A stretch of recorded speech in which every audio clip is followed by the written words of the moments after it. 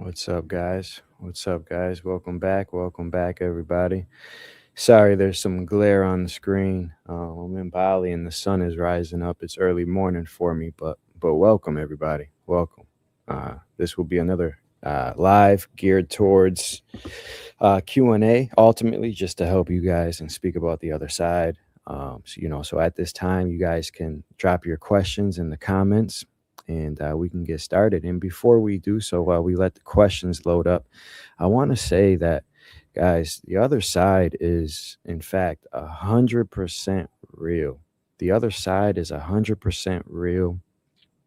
It is physical. And you guys can also experience this. Even this place that we are in now is a lot more magical than you guys would ever believe or that we were ever taught. This place is bigger than we were told. Even where we are now, this realm is bigger than what we've been told. Life is more magical than we have been told, and you guys can leave your body and find this stuff out for yourself. I just helped this guy last month. He had his first out of body experience. Amazing. And or you don't even have to leave your body to experience, that this place is magical. Before I ever even left my body, I was playing with my consciousness, manifesting things here in the physical, and I was like, okay, this is real. The other side is real. All of these things is 100% real, and so many people are experiencing this, and you guys can too. And then come here in the physical and embody what you've learned from the other side. you know Come here and embody it. That's what we're going to be doing with alchemy. I got this alchemy thing coming up where I'll be teaching you guys how to master the mental, astral, and physical planes, and then really embody all three here in real life, or in waking life, I should say, in this human life. um but yeah, all right, so yeah, let's get into some of the questions here. Hmm. Yeah, let's see. I know there's waters above, but is there waters below? Yeah. So this is a tough concept. So the waters above and the waters below. It's not like we're in a flat plane and there's waters above and waters below. I believe that comes from like the waters below, like the ocean, and then the waters above. There's waters above us. That's the big thing that you guys need to understand, is that there's water above us. The reason why you look at the sky and it's blue is because you're looking at water. Whatever, forget whatever science tells you guys. It's because you're looking at water. And to fully understand this, you have to, you can make up anything for a mathematical reason as to why, or a scientific reason as to why it is what it is, based off of previous assumptions, right? And if you can't prove it, or if the math checks out, science takes this as fact.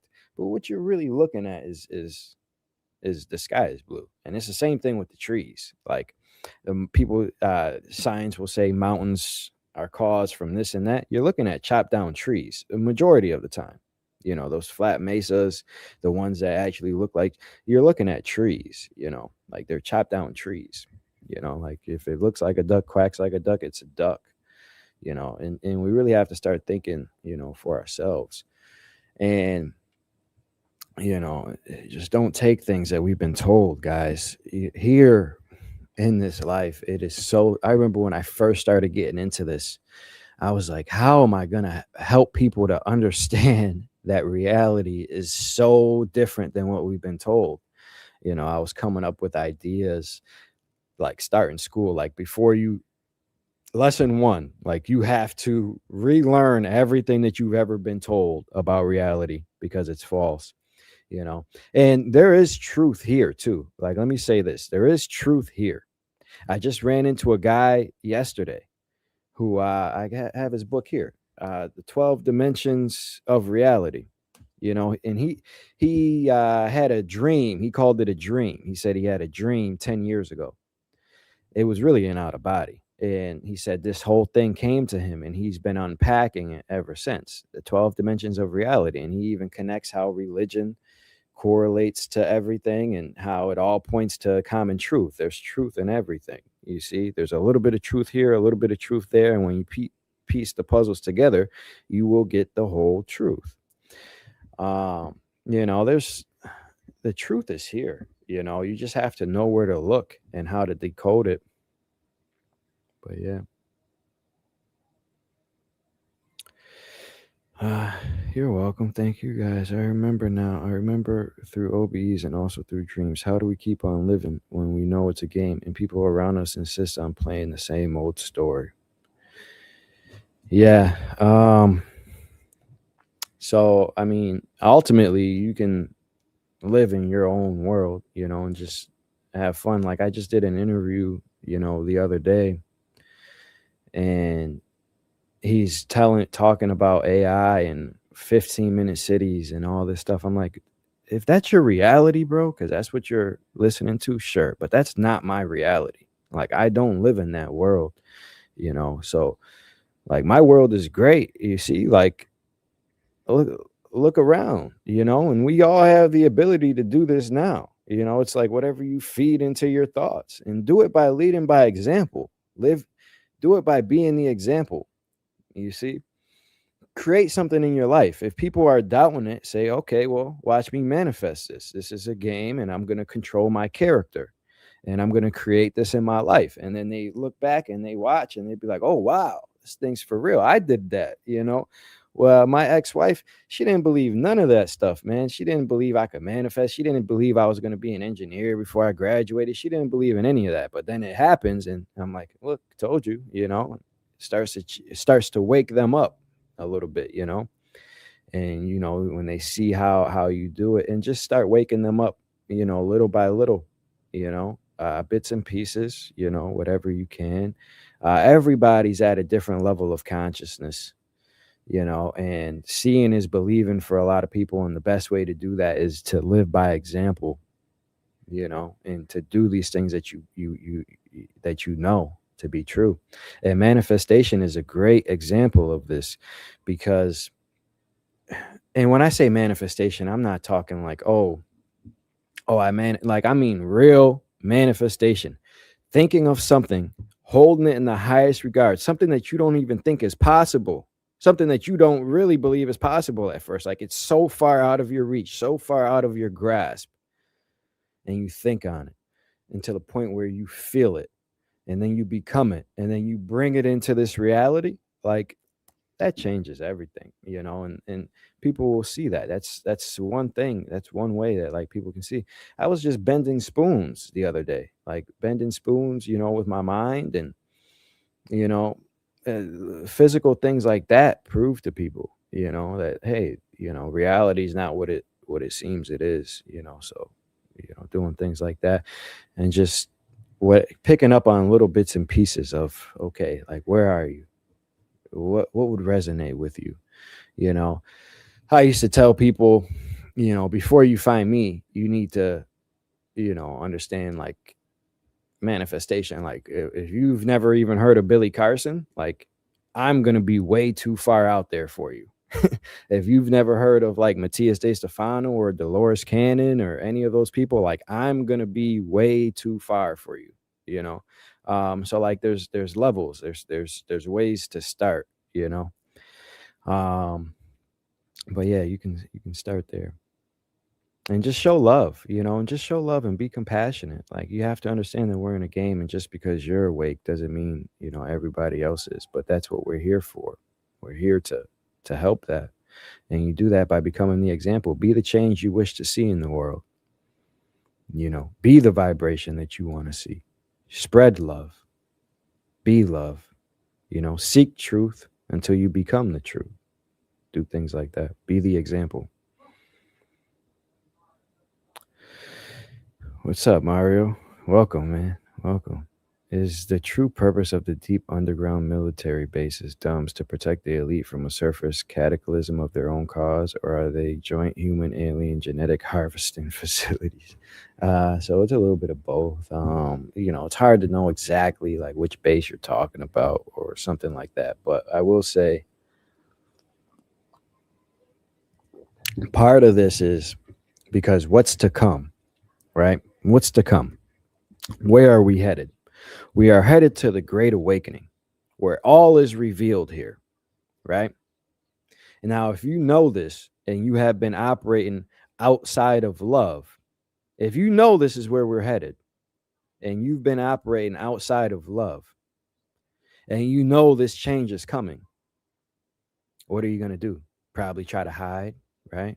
Go underground, probably try to go to Mars, other land outside, like try to get out of here because you know what's coming. You see, if you know what's coming, and you know what you've been trying to do, and you know what frequency you operate at, and you know which frequency this place is headed, you're going to try to leave or do something else other than that. So that's a big part of it. Yeah.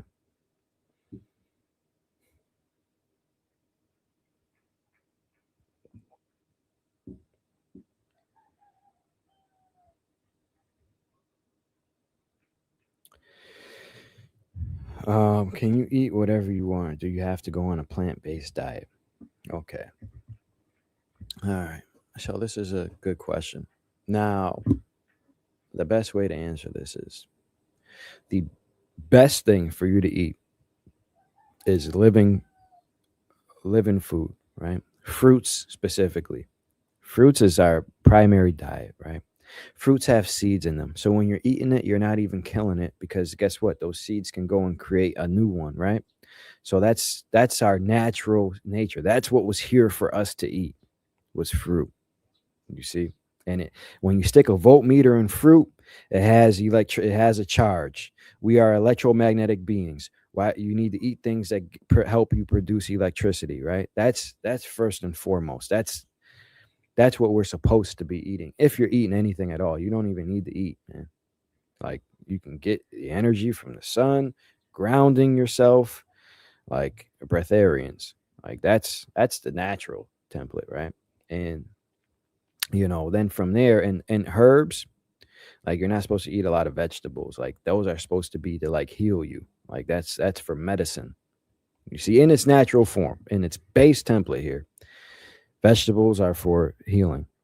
Fruit was made to eat.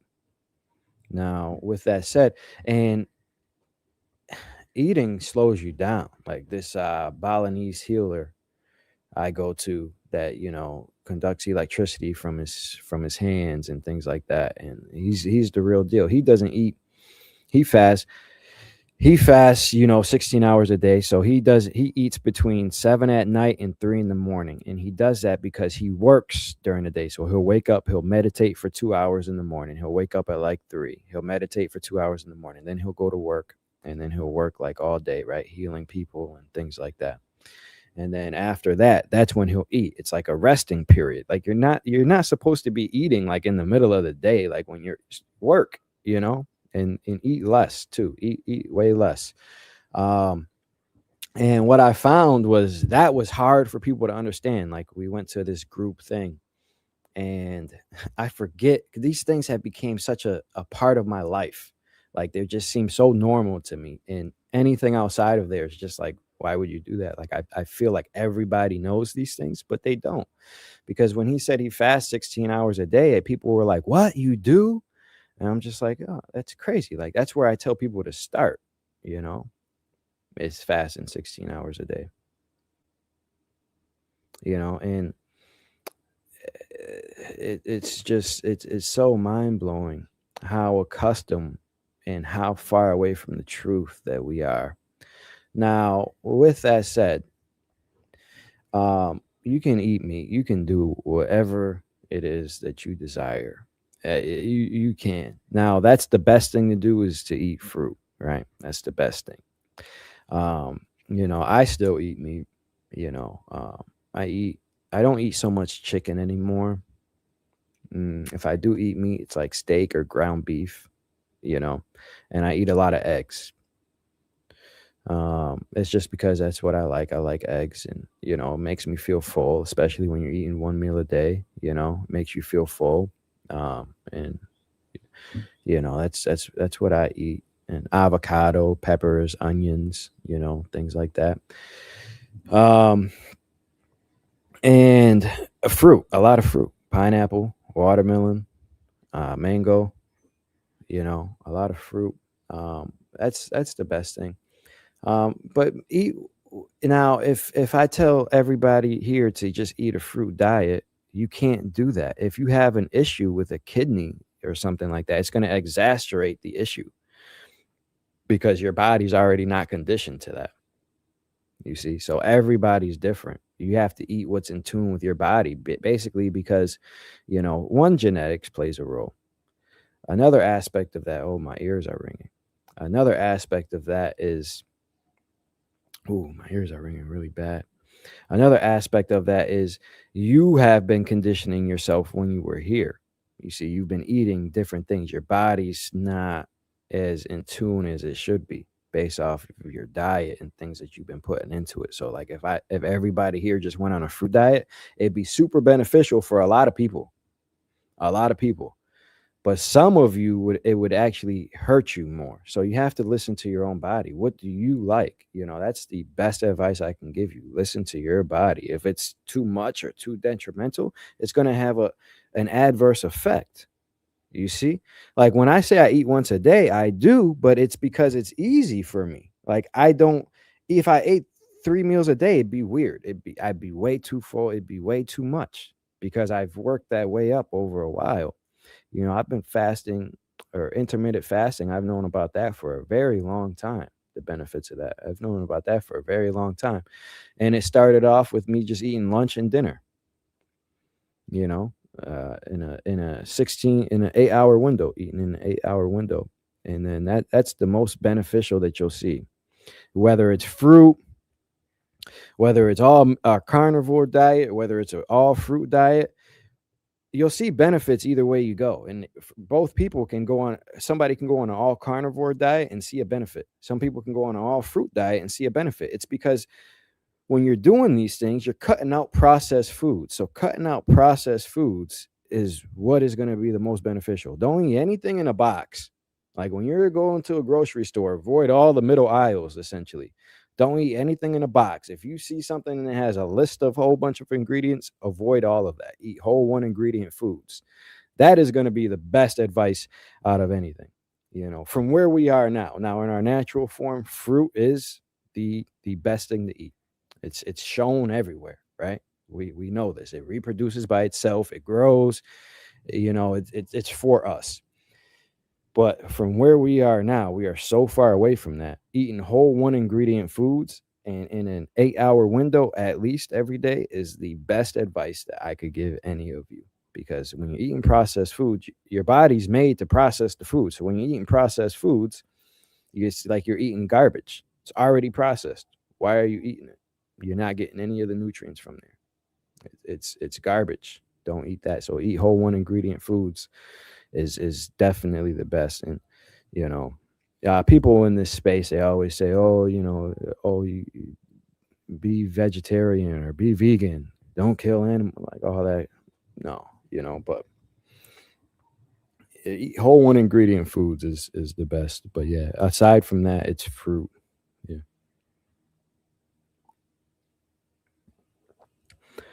A good friend seems like he's really close to lucid dreaming. He keeps waking up once he becomes aware. Any tips for him to stay in the dream?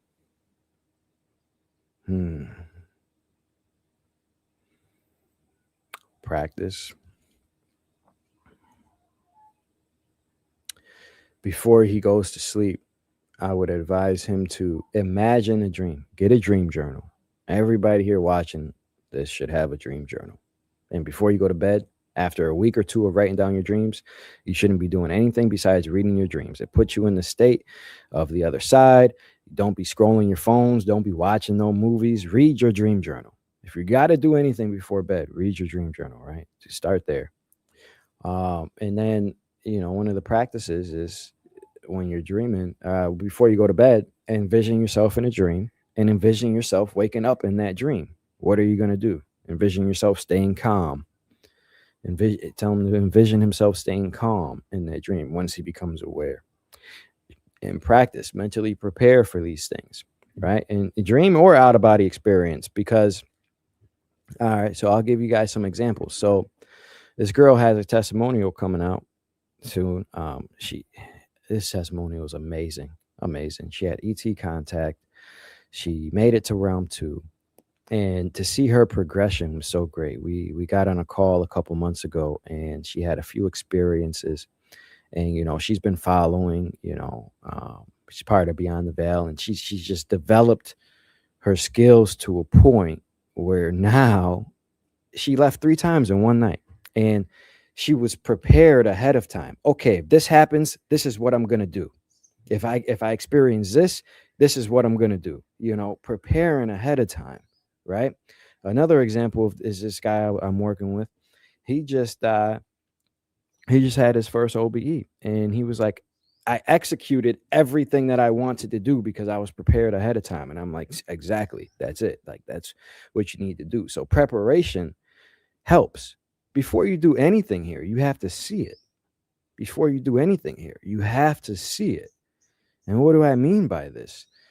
Before you go to sleep, what do? You have to pretend you're going to sleep. So before you have an out-of-body experience, it helps to see what you're going to do in the experience. Envision it.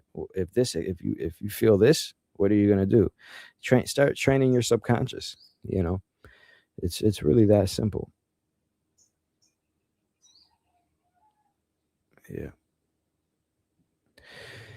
In a dream, I got attacked by an entity, became lucid, and told it, I know who I am and you need to go. It left. How do I know if it was my own thought form, another thought form, or intelligent entity? So if it was a dream, chances are it's your own thought form.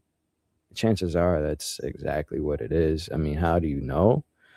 You really need to feel it or something like that. But it's your own fears battling out. I would say deep down, you have a subconscious belief that can happen, or a fear deep down.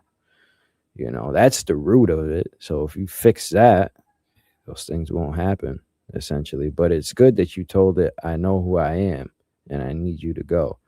It's good that you knew that. So you're at a state where, you're trained and know enough to know who you are, which is good. That's very good. But yeah, if in a dream, when you become lucid in a dream, things get crazy. So I remember being lucid in a dream, and I powered up. I was fully there and present. I was started to wave people, and then they start turning into monsters. It's like once you're lucid in a dream, things start changing very quickly. I don't think I had a thought about it. Like, I don't think I thought about, if they turn to monsters or something, but maybe just for a split second I did, and then they did. So like lucid dreams is insane, because you got to understand the whole dream is made up by you.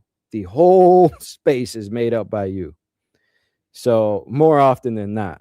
So any train of thought or anything, even if you're not actively doing it, if it's like a deep embedded thought, it can come out, especially when you're lucid, because then you're more in control. So yeah, for sure, if you were lucid in a dream, I can say that happened. And when you speak, right? So in a dream, I was moving things with my hands. I was lucid. I was 100% there. I started changing reality and stuff, right? Just practicing my powers. I was moving people with my hands. And then they started turning into monsters and coming for me. And then all of a sudden, my hands didn't work. Like, I couldn't move them with my hands anymore. So I'm like, damn, so what do I do? And I was like, oh yeah, let me use my spoken word. And then I spoke. And I told them, everybody start singing and dancing. And they all started singing and dancing. So your spoken word is strong. And so I'd say it's probably a situation like that, where, especially if you're lucid in a dream, things just change. And sometimes, things can come out. It's more likely just your thoughts. And then you can use your spoken word for sure and change it. Yeah.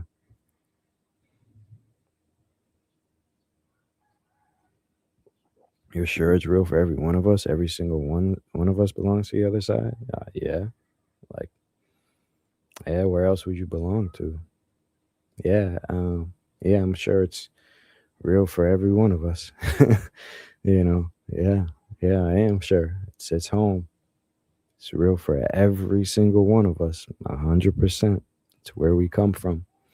You guys can experience this for yourself. If you don't, even from the out of bodies experience, if you look at every near death experience, what do they say?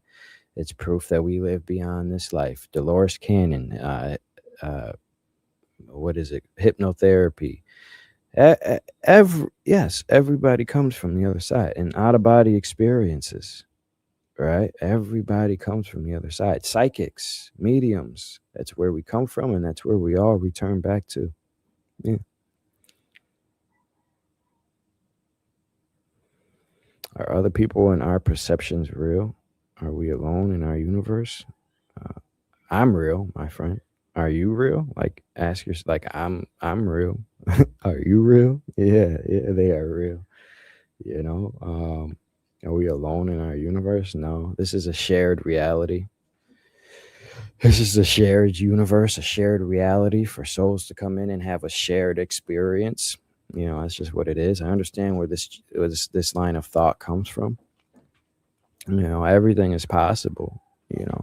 But for this universe that we are in, this is 100% a shared experience. There are other universes where it's not like that, but in this one, yeah, yeah.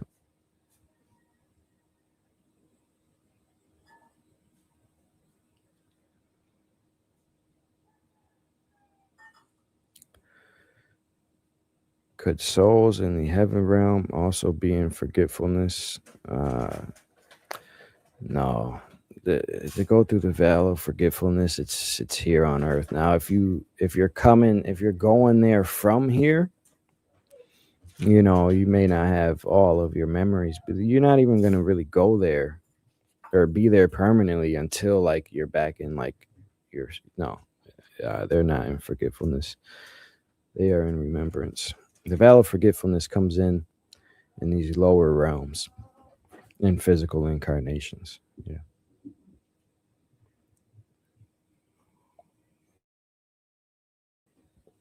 If we are struggling to have an OBE, can we ask for help from the other side? Yeah, 100%. 100% you can. Um, I do it sometimes, you know. Just get in a deep meditative state. Be serious about this. Say you want this. Say, I'm here. Come help me. Ask for it. Ask for it. Now, when it comes, be ready. When it comes, be ready. Because I've asked for this so strongly. And then a couple of days go by, nothing happens. I'm just sleeping and then wake up and oh, it's happening. Damn, they're here. So be ready for it. But yeah, yeah, be ready for it. But yeah, you can ask for help. Even when you're leaving, you can ask for help. That's what this girl, the testimony I just did. She was out. She asked for help. She said, "Help me leave my body. Help me leave my body. Help me leave my body. Help me leave my body." You got to do it like a lot. Like people think these things are passive things or you just say it one time. No, we are in the thick veil of forgetfulness. Everything that you do here takes immense effort and focus. Everything you do here takes immense effort and focus. So when you're doing these things, the more you do it, the more you focus on it, the more likely it is to happen. You know, uh, how I've been leaving recently, and I'm like floating out of my body, I'll feel somebody like pulling my leg. And it's always like one leg sometimes. It's like, why are you not pulling both of my legs? Why is only one leg being pulled? I don't know. But and then I'll feel them separating, and then my leg will go like too far away, and I'm like, pull my other leg, man. And then I get out and I don't see anybody. But yeah, you can definitely ask the other side for help.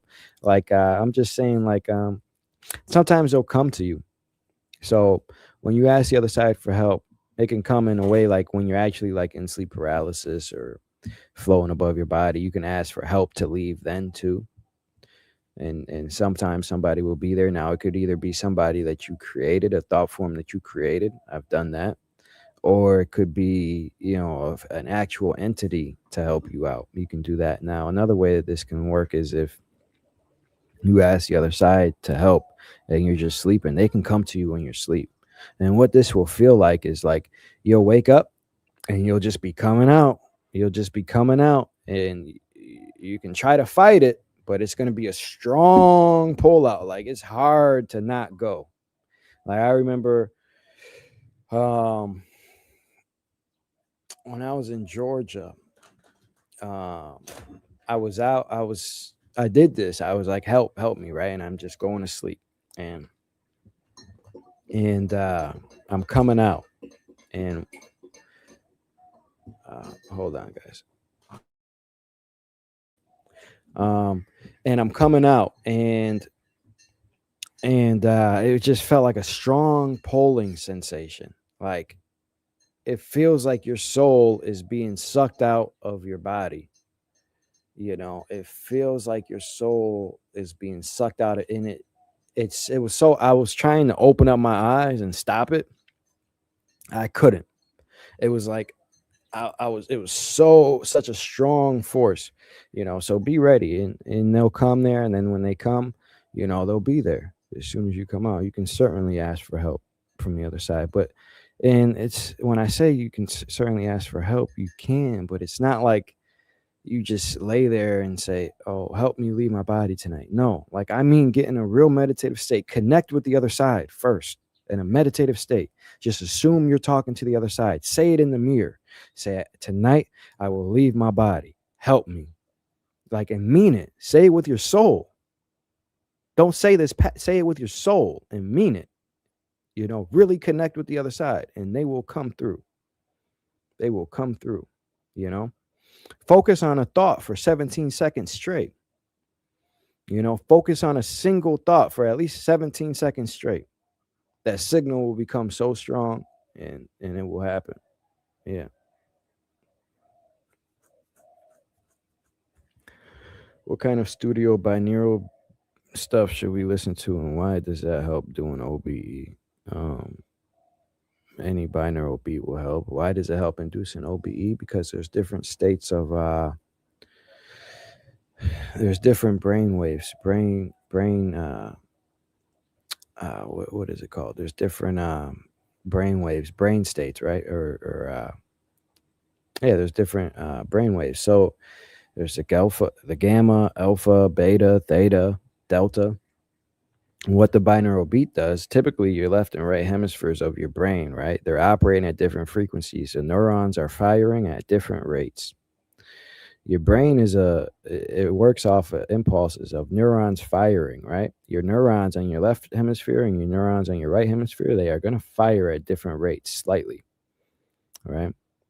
Now, this forces you to rely more on your physical senses, all right?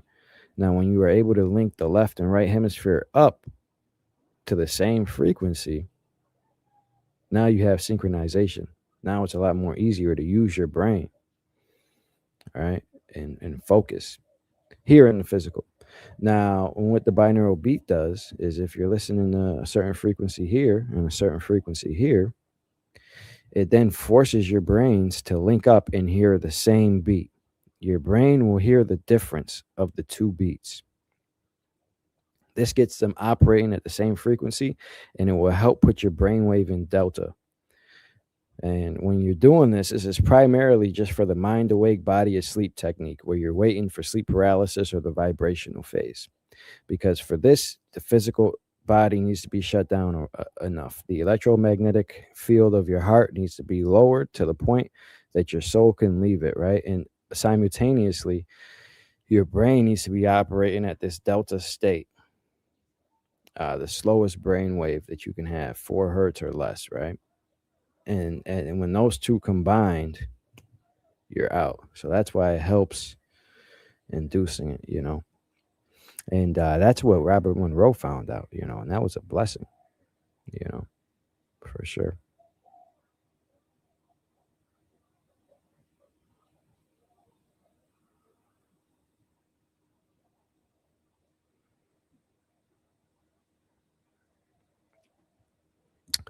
How can you support eating meat? Have you seen footage from slaughterhouses and what those animals are subjected to?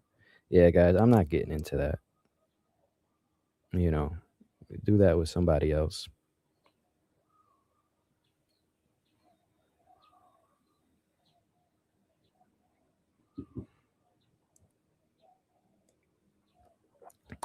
Do you create the life review yourself, or is that something built to this game? That's a good question. So that's a good question.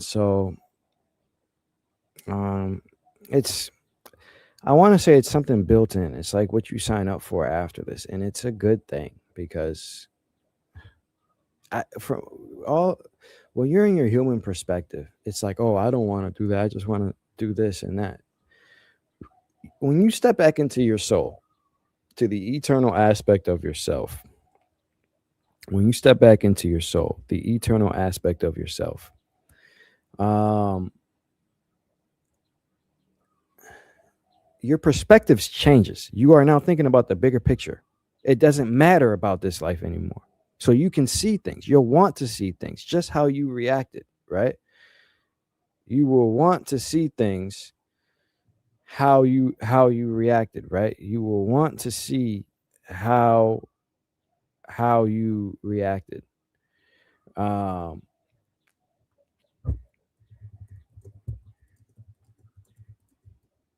hold on.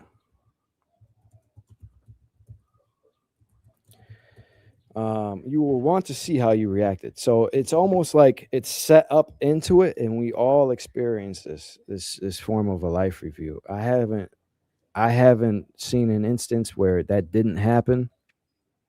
It happens for me. And it's like part of the integration process back to the other side. So it very well could be something that's built in. It very well could be, but I don't have that definitive answer.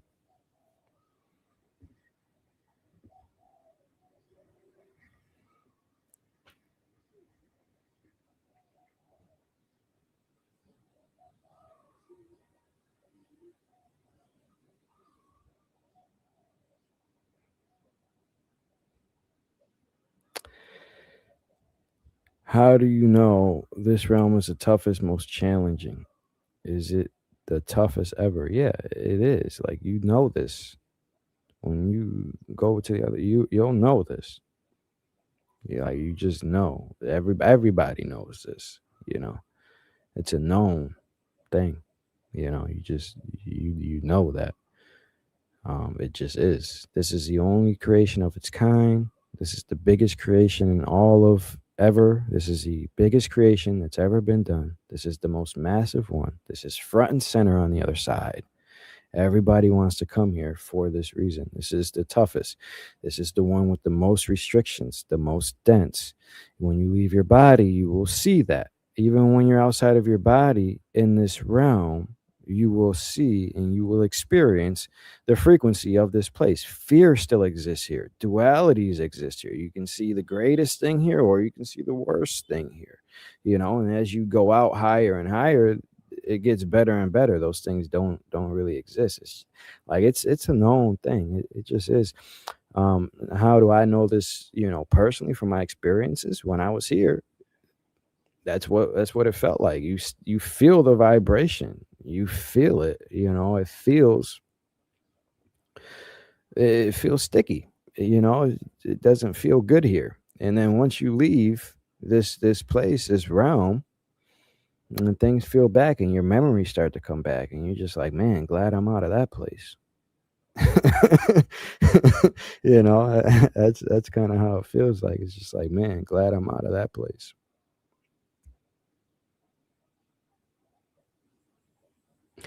All right, NPC souls, how do they fit into reality? NPCs, I haven't seen anything about NPCs, nothing like that. I don't know if that's just a theory made up. uh, as far as I know, everybody here has souls. Now, NPC could be considered, somebody that's asleep, just operating on the matrix programming. That could be considered like an NPC, somebody that's not fully awakened to themselves and thinking for themselves. It's just operating on a program. right? When you're operating on a program, that's an NPC. You see? So it could be, that's what I would call an NPC, somebody that's just operating in this matrix program, work, sleep, eat, dedicated to going to school, dedicated to climbing the rat race, uh, really indoctrinated in the news, all of that. That's an NPC, you know, because you're operating on a program that's not yours. That's what a video game is, right? When you're playing an NPC, what do? They operate on a program, right? Code. That's an NPC. Do you have any favorite technique for entering a lucid dream, then entering OBE from there, getting frustrated with not having an OBE, so figured might try a lucid dream route? Is it easier? It's easier and harder at the same time. I mean, every path to the OBE state is none of it. It all can be easy. Like the girl that has got the testimonial coming out, she just set her intention. Same thing I tell all of you guys to do. I will be fully conscious and aware when I leave my body tonight. She left her body 3 times that night. She was able to recognize the signals that I talk about and go over. Like, that's the easiest way. I'm telling you, you know. Now, lucid dream is lucid dream, it is easier for the aspect that it takes away the fear. It takes away the fear aspect of it, and it's kind of fun and it's easy, you know, in that aspect. If you can become lucid, it's easy. Yeah, I just did a whole workshop on this, you know, how to induce, you know, reality checks, all of that, dream journaling, setting your intention before you go to sleep, all of those things help. Yeah, I just did a whole workshop. I have one coming up in 2 weeks on how to leave the lucid dream state. You know, and I can tell you guys these things, sure. Like, I'm not trying to gatekeep these through a paywall. Like, that's the corniest thing ever. And nobody alive today created their own out of body technique. Nobody alive today has done so. These things have been around forever. So if anybody tells you that, they're lying, and they're just trying to do it, and especially doing it through a paywall, that's so stupid. But the reason why I do it through a paywall is because I give so many details and so many examples in it, and it's so descriptive and well thought out. It helps you. Like, I just helped this girl get to realm 2, commanding, leaving 3 times a night just through these presentations. You know, like, when you have a overwhelming amount of information, it helps, you know. But, you know, if I just tell you here, it's like, okay, are you really going to do it? You know, reality check, set your alarm every hour. What is a reality check? Every hour your alarm goes off, count your fingers. 1, 2, 3, 4, 5, 6, 7, 8, 9, 10. Count your fingers. Look at a clock twice, read text twice, do this every hour. You'll start to train your subconscious, and it takes 21 days to form a habit and train your subconscious, right? So after 2 to 3 weeks of doing that, you'll start to see success if you do this correctly. A lot of people seen success in this week. In 2 or 3 days of doing that, they were becoming lucid in a dream, right? And then once you're lucid in the dream, do the reality check. Once you realize you're dreaming, say, oh yeah, I'm dreaming. Do the reality check, count your fingers, look at your hands, touch them together. Then you will be fully in that dream. Or just command clarity now. Now, I've been telling people to do this clarity now command, and then when they're out, they're saying it doesn't really work. And the relax more works when trying to leave your body and stuff. But it does work. You just have to repeat it over and over and over again and really command it, you know, like really command it when you say clarity now, like when you do that. But what helps for me when I'm in a dream is when I touch my hands and I feel the physicality of it. That's when I'm really there, you know. That's when I'm really there and present, and that helps. And then to leave, you could just, anything that you can think of, you can do. Like, I've left dreams just by feeling one dream and just thinking of the other one and shifting. Then you'll feel the shift. And then just think about, oh yeah, now I want to go back to that dream. Boom. Now you're back in that dream. Like, I've shifted that way. I've just commanded to go back to my body and leave that way. Went back to my body. I was in sleep paralysis and I left that way. You know, there's tons of ways to break out of the dream once you become lucid in it. You know, I go over going over many of these, in 2 weeks, and presentations is honestly the best way to for you guys to get like a lot of information very quick, and it's all there. Like I put a lot of detail into these, and every technique, and it's well thought out stuff and things that work. Um, oh, 4-5 in here. What's up, 4-5? It's well thought out and a lot of work. So that's my favorite technique for entering a lucid dream. Now, what is another favorite technique of mine to enter a lucid dream? Once I've tried a lot of different things. Another thing is when you're if you've like when you wake up in the middle of the night and you just had a dream, like that feeling like you just had a dream and you wake up. When you go back to sleep, think about that dream. Put yourself back in that dream. Like if you've just had a dream, envision that dream again while you're laying down, like half asleep. Envision that dream again. That's the easiest way. I forgot about that.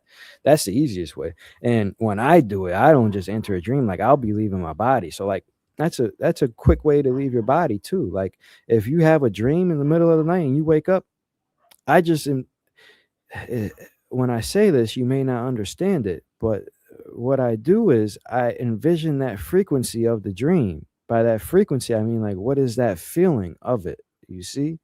Like what is the feeling of the dream? And then I match that frequency of it. And then I'll just be out. And like the other day I was doing that, and as soon I envisioned the dream, I envisioned myself talking to one of the characters in the dream. And then eventually that talking felt so strong, like, and it felt like I was there, and then I was being pulled out of my body, into an out of body experience. So yeah, there's tons of ways. There's tons of ways. A lot of it is feeling based. Like the best way to do these things is to feel it. Like get outside of your logical mind and feel it. Like, just feel your way through it. Yeah. Uh, what's up, man? Some reason people do reality shifting where they live in Hogwarts, Gotham City, or the Marvel universe. Are they entering another construct or a dimensional space? Yeah, I don't know, man. I haven't seen that or really know like what you're talking about. I'd have to get more context to it, yeah, to really understand that. Sorry. Is getting into sleep paralysis just literally lying there until you do without falling asleep? Yeah, I mean that's all it is. Yeah, just lay there, don't move. Bypass the signals to itch, bypass you know, the signal to move, and just lay still until you hit sleep paralysis. And if you do it passively, it's going to take a long time to shut down. But you can also do this aggressively too and do it in like 45 minutes to an hour. Robert Monroe came up with Focus 10. That's mind awake, body asleep instantly. Instantly. Train yourself to enter Focus 10 instantly. You can shut your body down. I've been doing that very quickly for a long time. It takes me like 45 minutes to an hour consistently when I try and I'm very focused. It takes me like 45 minutes to an hour. You just shut your body down, boom. Enter Focus 10, shut your body down, boom. Now you're going to bypass signals to itch, boom. Say these affirmations over and over again, boom. 45 minutes, let your mind start to drift and wander. I call it surfing, where I'm not really there and my mind's just starting to wander. And then you'll end up dipping out and be out. But yeah, that's all it is. Is it easier to have a lucid dream in transit to an OBE? If so, how? We kind of answered this already, Kathy, but maybe if I frame it in a different way, maybe this will help as well. It, it, all of the ways to access an out of body experience are easy and hard at the same time. It's very easy, right? The one method, lay still until you hit sleep paralysis. Very easy. but it's hard because not everybody can do it. It's a very easy method. It's very straightforward. Just lay still, but not everybody can do it. So it's hard at that in the same aspect, you know. Now, the other the other ways are harder to explain and to do, and it takes like, a long time to practice these things, but it's easier once you do it, so it's like hard and easy at the same time. Now, the lucid dreaming, I like that because it makes going to sleep fun. You can pop in and out of dreams. You start being lucid. You look forward to going to sleep. You can start dreaming even before you fall asleep. Like, guys, I dream like before I even fall asleep. When I'm practicing the OBE state, like I'm dreaming, fully aware and conscious. Like 30-35 minutes in, I start dreaming and I'm fully conscious and aware the whole way through. And just having fun, man. I've learned how to do that, and then eventually, I'll hit like sleep paralysis or vibrational phase and I'll start coming out. um yeah, it makes it very fun. So when you can improve your lucid dreaming, it makes it fun. It makes it so much fun. Sleeping, going to sleep, leaving your body, it makes it a lot funner. And it is easy. It is easy to do. It just takes conscious effort and things. And a good way to start that everybody can start now is get a dream journal. And every time you can start just by in the morning when you wake up, you can start just by writing down your dreams. Just start writing down your dreams. Dream recall, practice your dream recall, start writing them down. And then eventually you'll have a list of them and then read those before you go to sleep. And then if you want to do it a little bit harder, anytime you wake up in the middle of the night, I don't care if it's 1 in the morning, 3 in the morning, write down your dream, and start practicing the dream recall. And then when you go to sleep, think about those dreams and stuff like that. That's an easy way to help build upon this lucid dreaming skill, for sure.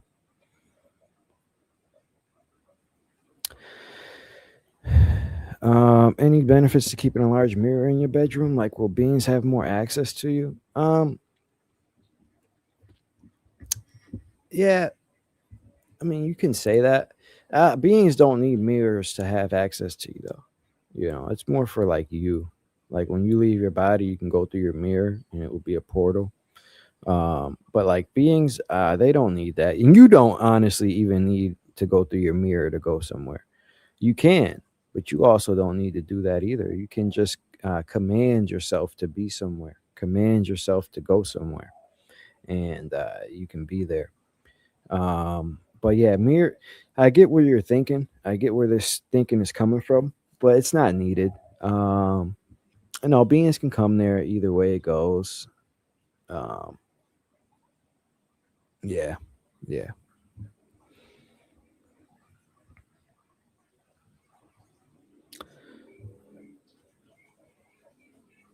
Are there any?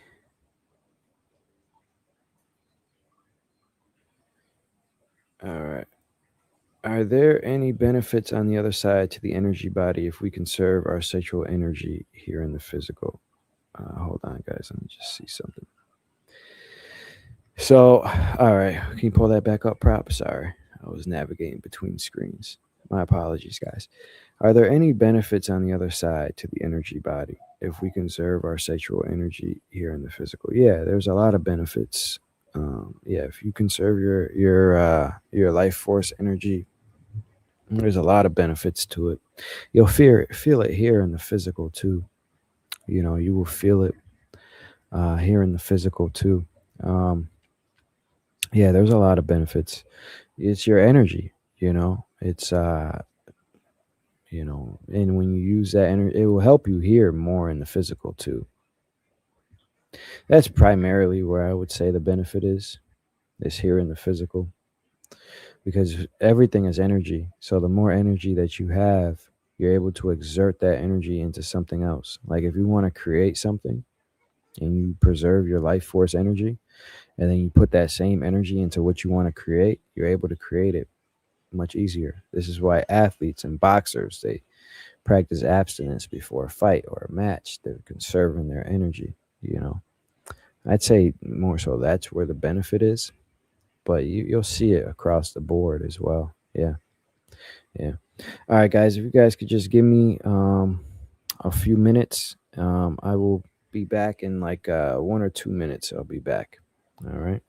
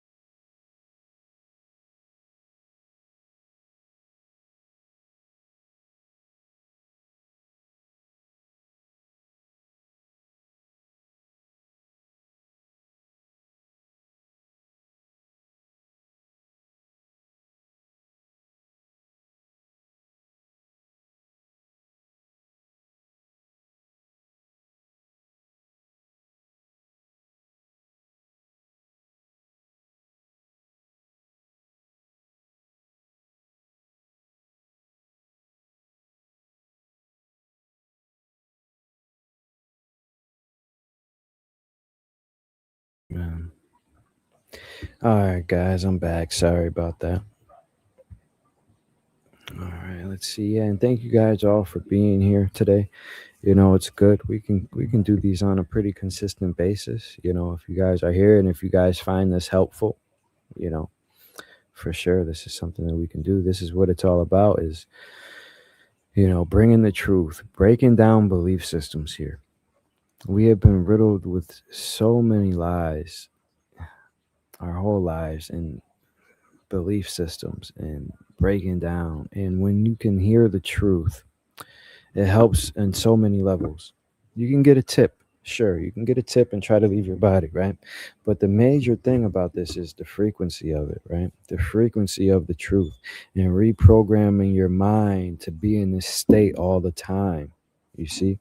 Like I say, like this is my life. Like this is just everyday stuff to me. And it just sounds, this is my reality, now. Um, and these things are just everyday and it's hard for me to really like, okay, where are you guys, what can best help? And so these Q&As help me too to be able to gauge like where you guys are as well. But this helps to stay in that frequency, to understand the truth, the other side, to escape the world that we are in and focus on the truth. So yeah, thank you guys for being here. So, Andre, can you speak about the sun? Is it true that it shoots out flares and affects the earth like they say it is now? And is the sun a portal? Yeah, yeah, I can speak on the sun. So, um, solar flares, yeah, they're true. You can see them through a telescope and stuff like that. But solar flares are good because anything that the sun is a direct reflection of the core. The core is the main energy center of this place. So it's all frequency and alignment and things like that. The sun is definitely a portal. Plasma acts as portals. Plasma is a portal. It's a good way to portals, and that's like a physical portals is like plasma. Um, you can do experiments where you put a magnet around real fast and at a certain frequency, and it will look like a portal. That's real. Um, magnetism, plasma, electricity. If you play with those things like that, you can create a portal here. But not so much the way science says it. It's a little bit more like esoteric than that, you know. Now, when I say esoteric, exoteric is the things that school teaches you. Esoteric's like a little bit more secret, stuff like still teachings, but it's just like a little bit more secret stuff. So you remove yourself from the exoteric, the things that are generally taught in school, and move into the esoteric teachings. You can even create a portal yourself here. Um, but so yeah, I would say the solar flares are real and it affects us in a positive way. Everything that's happening in this place is happening in a positive way. Like when I call this a game, I call it in a game just in the aspect. I mean, sure, all these experiences are real. It feels like real life. It feels like you're really here, and you don't know that you exist outside of here, and everything's happening to you. It feels like it's really happening to you, and not just this character. So it's real in that way.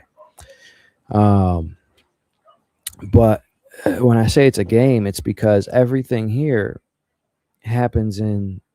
It has rules and templates and set structure and programming. So like this realm works in programming. Like you are able to you are able to when I say it happens in programming, what I mean is it happens to things line up in here for certain things to happen. This whole place is set up off of frequency, energy, and vibration, right? Now, that means that if it's set up that way, frequency, energy, and vibration can also be manipulated in here. So when solar flares and things like that, it's literally manipulating the field of this place, raising the vibration, raising the energy, right? And this is just one example of like how it's happening and how it's set up. So we have a couple things playing in our favor, guys. We have the collective waking up, like conversations like these, and we also have this place working in our favor too. The blending of the realms, the raising of the frequency. So like it's everything's full force here right now working for us. People here in the physical, the other side, this whole place, everything is working towards this. So yeah.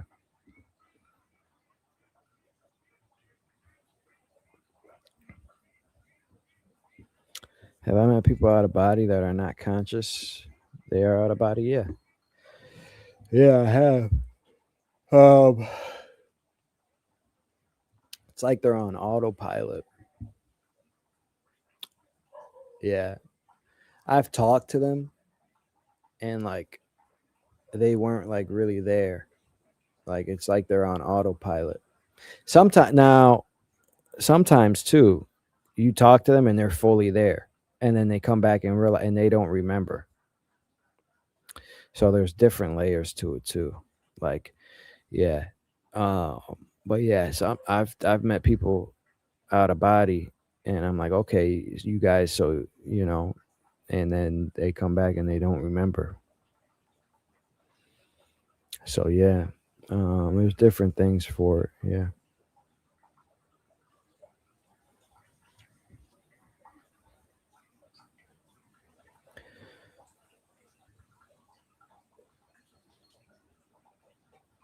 Can you see or have met the creator of all?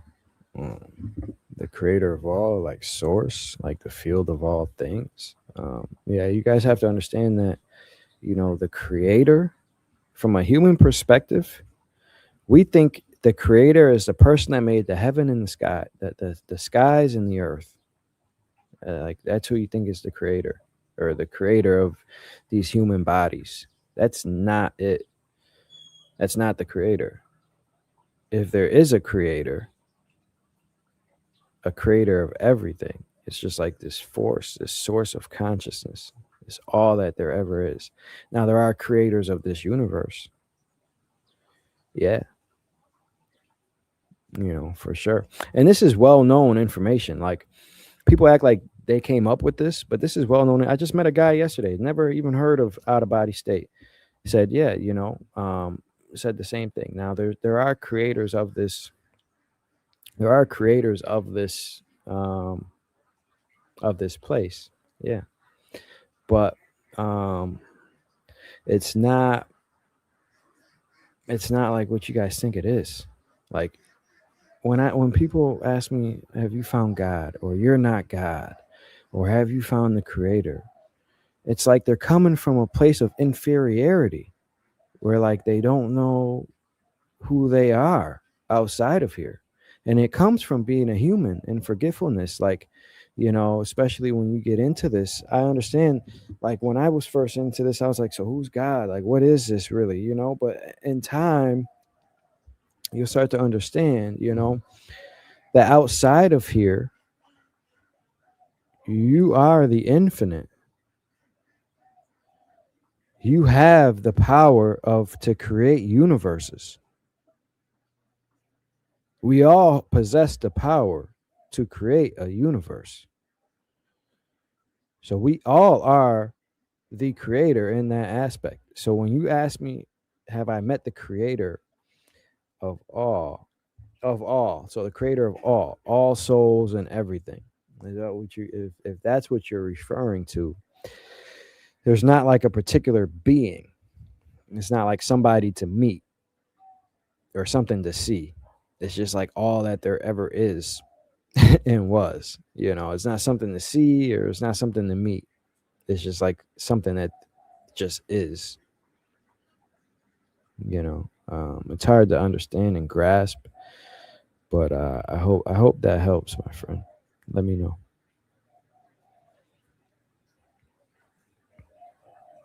When you step back into your soul, are you male or female? Can you choose? Yeah, I would say you can certainly choose. I'm always male. Like I don't believe I've ever been a female. I mean, maybe, but like anything that I remember, I've always been a male. A male. Over, you've been a man before, right? Yeah, I've had a couple of occasions where I looked myself in the mirror and I had weird. I was me, but as a guy. Yeah. So like Lova said that she's had some experiences where she's looked in the mirror and she's been a guy like with a beard. She was like, "Oh, okay," but she was still her. Like she was still her. Same features. Like same features. Yeah, like every time I've looked at myself, like I have the same eye structure. Like when you look at yourself, you recognize it's you. Like I could be completely black, like a black Nigerian type template, right? But I will see like, oh, I am me. Like I still look like Andre, but just in a different body, different template. But yeah, when you step back into your soul, are you male or female? I mean, the essence of male or female and duality in that aspect only exists really here in this universe. Like that's where the concept of duality even came into play. Before that, that wasn't even a real thing. So when you guys are saying these things, there's levels to it, right? It's like I gotta catch like which level to take this to. When you step back to your soul, immediately, we'll just keep it here, right? Like immediately. Chances are you're gonna be the same gender that you are now. Now, some people who have had many lifetimes of females and then they come in this life and then they're a male, that's when you get those tendencies where the female is bleeding through a little bit too much or something like that, and it's hard for them to be a male here. That's just one example of how it can happen. Is this the case for everything? No, this is just one example. It's because they had many lifetimes as this other gender and then they're here. Now in those instances, I'd say probably their true self or what they really want to be is probably who they would be. But yeah, you can certainly choose. Um, you can certainly choose. I've seen beings that were both, like the divinity of like both, like the epitome of both uh, sexes, and it was weird. Like I don't know how to really explain it. I could just like they were both. um, yeah, and I that's kind of like how we are outside of here. Like once you're kind of like both, you know. But duality came in here, you know. And then especially now this creation is changing the fabric of everything because before this it wasn't like this. We weren't communicating how we communicate. We didn't have knowledges that we have. This creation is changing everything. Now, when you come out of here in soul form, now you know what it's like to be a man. Now you know what it's like to be a female. You didn't know that before. You see? So, like, it's changing everything. Um, but yeah, so once you get outside of this creation and you step back, it's weird. Things are changing. This changed everything. But yeah. So there are creations or realms we can incarnate into with the all knowing, no memory block. Yeah, yeah, 100%. Yeah. This is why this is the hardest place, because this is like realm one and realm two. I can't say for sure in realm three. I want to say realm three was set up more so like y- you're there in forgetfulness, but you remember and you know more as well. But it's also hard to say because, like, I've never seen a baby in round three. But round one and round two, for sure, you come into in forgetfulness. And other than that, you don't. Like when you don't. In other universes, you go into them with all of your memory. Like this is the only place in all of creation where like you get a memory wipe. And this is a crazy thing to experience, guys. Coming here on Earth is a crazy thing to experience. You have to imagine. All right. Imagine if we're sitting in the living room and I'm telling you, like, hey, I have a video game for us to go play. You'd be like, all right, yeah, I like video games. Like, let's go have this experience. Let's go play. And I'll be like, but in the game, it's going to feel very real. And you're not going to remember that you exist outside of the game while you're in it. You're going to have a complete memory wipe and you're going to have to start over from fresh. You'd be like, what? That's a crazy idea. Like, have my memory gone? Like, but it would sound enticing and intriguing. Like, oh, yeah, but you get to develop and relearn everything all over again. You'd be like, oh, yeah, let's try that. You know, this is a crazy idea to do. Have a soul, an almighty being's memory wiped. Like, that's crazy. It's a crazy concept. And we're all in here in forgetfulness. A lot of people watching this right now are masters in forgetfulness, spiritual warriors in forgetfulness. You see? You guys just don't remember who you are. A lot of you guys here are spiritual warriors in forgetfulness. You just don't remember yet. This is a crazy experience, guys. Crazy experience. And once you remember, all you want to do is help other people wake up and remember. That's it. It's all you want to do. So, yeah, but yeah, you can go into other creations without, yeah, yeah.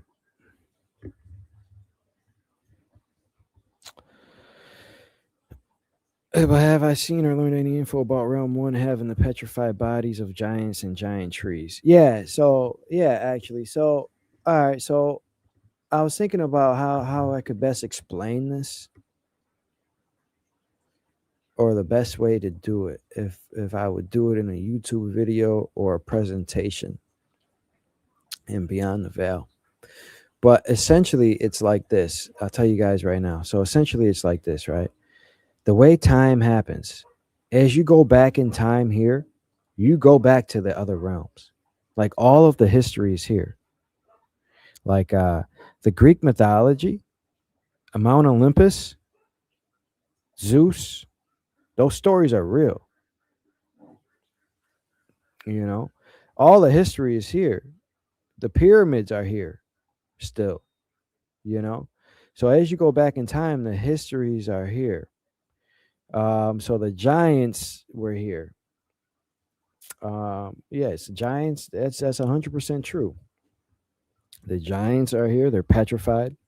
Doesn't take long to petrify something. You know, it doesn't. They say it does, but it doesn't. You know, giant trees were chopped down. They were cut. You know, all of these things are true. The Great War, the resets. We have been reset many times, guys. Many times. We have been reset many, many times. And before this, it was beautiful. This place was beautiful here. You know, we once walked with giants. We once walked with angels. I know this, depending on where you guys are, if this is new to you or something, I know it sounds far fetched, but it's not. It's not, you know. And like I grew up here just like all of you guys. I grew up believing I was very embedded in the matrix. I was trying to tap into the other side when I was younger, a kid and stuff, trying to talk to my spirit guides and things like that. But especially as a teenager, you get lost in the matrix, man. Because then you go to school and it's like, oh, it's corny if like you watch anime, like what? Corny, nerd, like you get in that type of mindset, which is not true, of course, but like I played sports and stuff. Like I was a popular guy growing up, you know what I mean? I was class president, so like I was a popular person, and you get caught up in that, in the matrix and stuff, and then you believe that that's only right and real and stuff. And I remember like when I was like 13, my dad was getting into all of this stuff, finding out the truth about religion, where it comes from, how it really comes from all the ancient Egyptian things. Like he was finding the root of everything, and he was trying to present it to me like, oh, they made AIDS, right? He was like, oh, you know where Santa Claus really comes from, like where the Easter Bunny really comes from. I'm like, I don't care about that. Like 50 Cent just dropped Get Rich or Die Trying, you know what I mean? Like um so I remember one time me and my dad, we went to go see Dave Chappelle, and he was yelling out in the crowd, "Hey, Dave, did they tell you the truth about Santa Claus?" And because Dave Chappelle left America and went to Africa when he refused to sell his soul for the money. You see, so like I I grew up in the Matrix too. So like these things are strange to me. They were, but also when I heard these things, it resonated with you. Now, when you hear somebody speak, if it resonates with you, if you're stuck listening, if you get goosebumps, this is your DNA activating, resonating with the truth. You see, so like at the same time, these things were new to me, but they resonated. And I'm like, yeah, this is true. And it comes back as a remembrance, right? And then when you start to leave your body, you might not even need to see something when you leave your body. You can just leave it and just come back with a knowing and an understanding, like, yeah, that's what it is. I remember. Come back like I remember, But um, yeah, giants are very true. That's what the war in Iran was about, or Iraq. It had something to do with the giants there.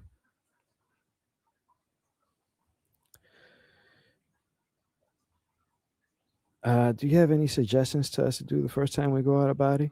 Beginner stuff? Yeah, just so the first time you get out of body, just try, right? I was just working with this guy the other day. He had a whole plan. He was like, I'm gonna get out, look myself in the mirror, and go see my mom in heaven, right? Like he had a whole plan. And then he gets out, goes to the bathroom. He's like, the bathroom wasn't where I thought it was going to be. He was like, the bathroom was not where I thought it was going to be. I'm like, yeah, I told you it's a little different. He was like, so, all right. So he was like, all right, my next plan was to go to heaven. So he tries to go to heaven. He's transported. And then he was like, everything just went black. He was like, I was waiting for something, but nothing happened. He was like, he felt like he moved, but nothing happened, right? This is his first out of body experience. And then he's like, all right, so what's next? He was like, I'm gonna go to the halls of Menti. Tries to go to the halls of Menti, and it's black there too, but he feels the shift. So he feels himself shifting somewhere, but it's all black. And then he hears voices and people talking and stuff. So just try stuff, man. Like, all right, so an example is when he was in that portal. That was happened to me the first time. I'm like, I hopped in through my mirror. I was just in this portal. Everything was black. I heard energy around me. I'm like, damn. So how does this work? Like, am I just gonna be transported somewhere? So I just sat in there and just waited for a little bit. I was like, all right, nothing happened. Nothing happened. So I'm like, all right, maybe I have to move, you know? So I'm touching around me. I can't go that way, can't go that way, can't go that way. Touch forward, I could go that way. So I walk. And then on the other side of it, I came out, So the best advice I have is to just get away from your body. You can have a plan or a goal or something that you really want to do. You can have that, whatever it is, and just try it. Just try it. You know, the best thing, honestly, is to this is why I created Beyond the Veil, because I talk about so many things, navigating the other side. And this girl, she's been a part of it for a while. She had out of body experiences. Her first ones, they were pretty good, but then just recently she had an amazing experience. She was able to leave 3 times in one night, met Arcturians. They showed her history. She made it to realm 2, all by commands and things that I talk about, hey, if you're in this situation, you can do this. Just examples, right? Because the other side is infinite, right? Just examples. So you may find yourself in certain situations, and learning how to navigate and things to do, that's another thing. Because leaving your body, that's the first step. All right, now you're out. Now what? How do you get around? What do you do? What can things look like? That's the next thing. So but a suggestion, just try to get out, man. Just try to get out. Just try to get out, and then once you're out, just see what happens, and don't have too many expectations. You can have a goal in mind, sure, but be open for anything. Be open for anything. like don't have a preconceived notion of how something should appear. Just go and just be happy to be out, and just be open to receive anything. Because you could have a plan to be out, and then the first time your passed away mom could be there and be like, oh, hey, or anything. Or you can leave and nothing can happen at all, and you can just be in your room, you know. Um, just be ready, and just educate yourself. The first time to go out of body, I would say the best thing to do is educate yourself, because we're relearning, right? We're stepping back into remembrance. We're relearning everything again. So the best thing to do is educate yourself. Educate yourself. Watch YouTube videos. Watch anything. Educate yourself, and by educate yourself, I mean sign up. I don't even like to promote this dude anymore because he shot me down or whatever. But sign up for Darius's course, because however he moves does not mean I have to move the same way. You see, so sign up for his. Prepare yourself. Sign up for mine. Prepare yourself. With information on what to do. Prepare yourself with what to do. And educate yourself. That's honestly the best way to do, because there's so many things that can happen. So many things that can happen.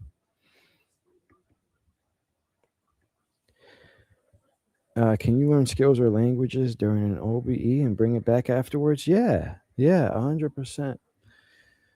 Yeah, yeah. This can happen in many ways. This can happen in many forms. This can happen in many forms. Now, the first time I've noticed a shift was when I left the framework of realm 1, right? I went to a higher vibrational place. When I came back after that experience, I was so different. I was just connected with the other side all the time. I could see thoughts, literally see thoughts. If people talk to me, I can see it, with my mind's eye, third eye, whatever you guys want to call it. I could see it. I could see the future. I could see what was dark to me. What used to be pitch black was no longer pitch black. So I was getting more access to the light spectrum here in the physical. You can certainly bring back. Now, that's one way where things will just come back and start unlocking in you naturally. Right? Now, another way is you can learn and go somewhere and be showed something, be taught something, how to do something here in the physical, and then you can come back and do it. But that's a little hard, like I've been shown some stuff, and then you come back and you try to do it, and it's like, damn it. Then you're back in the hardest game ever, and you're like, man, I don't got time. I'm not about to focus on that. Like, it takes time to focus on things and to do things here. Like if you're talking about a real skill, like levitating, like that takes focus, and you'd have to train. Like you can do it. We all can do it. You can be shown how to do that, and then you got to come back and practice it and really apply it and really apply it. Um, you got to come back and really apply it, and it takes time to do so because we are in the hardest game ever, right? It takes time and effort to do so, but you can certainly do it. Now, skills or languages, yeah, things can come back in that aspect too, like languages. Like, yeah, it can certainly come back in that aspect too. Like you can just leave and just come back and have this random skill.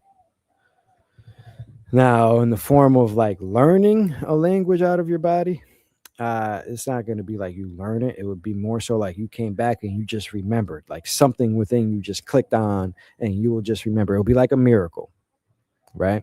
Like we'd say, like, oh, it's a miracle. He came back from a coma and now he's speaking a new language. Well, the same thing can happen in an out of body experience too. When you reach a certain point, a certain level, it's like something unlocks within you. Now it's going to be different for everybody. It's going to be different for everybody. But when you come back, it's like something unlocks within you, something in your soul record, something in your soul memory will unlock, especially the higher you go. And the more you unlock and the more you access, when you come back, it's like something will unlock within you. Yeah. Yeah. Does the ET knows that they're inside the construct and how the realms are separated? Like, hey, no, it's just a game. That's another question. Um, so yeah, they do. Um, Not everybody. Now, you can be an ET still in forgetfulness and just not caring, just living your everyday life. The same way you can go to New York City and see somebody that doesn't know anything or somebody that's awoke, same way. Same thing in ET. Now, some of them do know a little bit more, for sure. And every race is different as well. Like the Octorians, from a general aspect, they're really advanced and peaceful, really smart, you know. Um, it's like a general theme for that race. But also now they know that they can traverse the realms. Yeah. And because in their realm things are opened up more. So like beings from the higher realms were in contact with them a little bit more. You see, and they can come down to this realm. Now, do the ETs know exactly how everything works? No. No, because they came into forgetfulness as well. They know we're inside of a creation. Yeah, they'll know space and time is an illusion and how to manipulate things and how to create the reality. They know more about the truth about the place that we are in that aspect. Yeah, because they weren't taught otherwise. Like this place is so corny. Are you taught about chi in school? Are you taught about your energy in school? Are you taught that we all have chi? How to activate it? No. If we were, we'd all be shooting electricity out of our hands or something. No, you're taught about history. You're taught about uh, the Civil War, American Revolution, French Revolution. That's what you're taught about.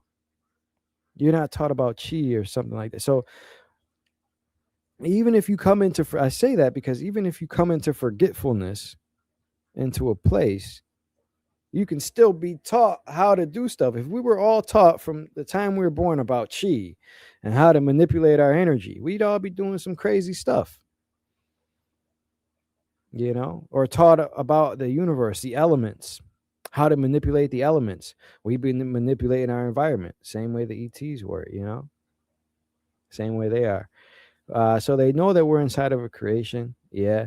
They do know it's separated by frequency. Yeah. They do. Now, does every single one care or know? No, but from a general aspect, they do. Yeah, that's how their world is set up. You know, think about it like this: like, um, you'd say, yeah, we understand. Human race understands how to make cars, right? How to make cars. Now, does every one of us know how to make a car? No, but like we have them. So it's like the same thing. Like, yeah, everybody they know how to do stuff, but does every single one of them know? No, but like as a whole, yeah. Um, as a whole, yeah, yeah, man. Yeah, they know a lot more about this place than us, and we would too. This is we would too. Like, this is why I opened up my things. Like, this is why I'm doing the alchemy course to teach people how to manipulate their energy. Really, what are they? Really, how does things work? How does this universe really work? Okay, once you understand how it works, how can you use this to your advantage? How can you use this to then manipulate your reality? How can you use this to master the out of body state? How can you use this to master physical reality? Can you manipulate matter? I'll show you guys.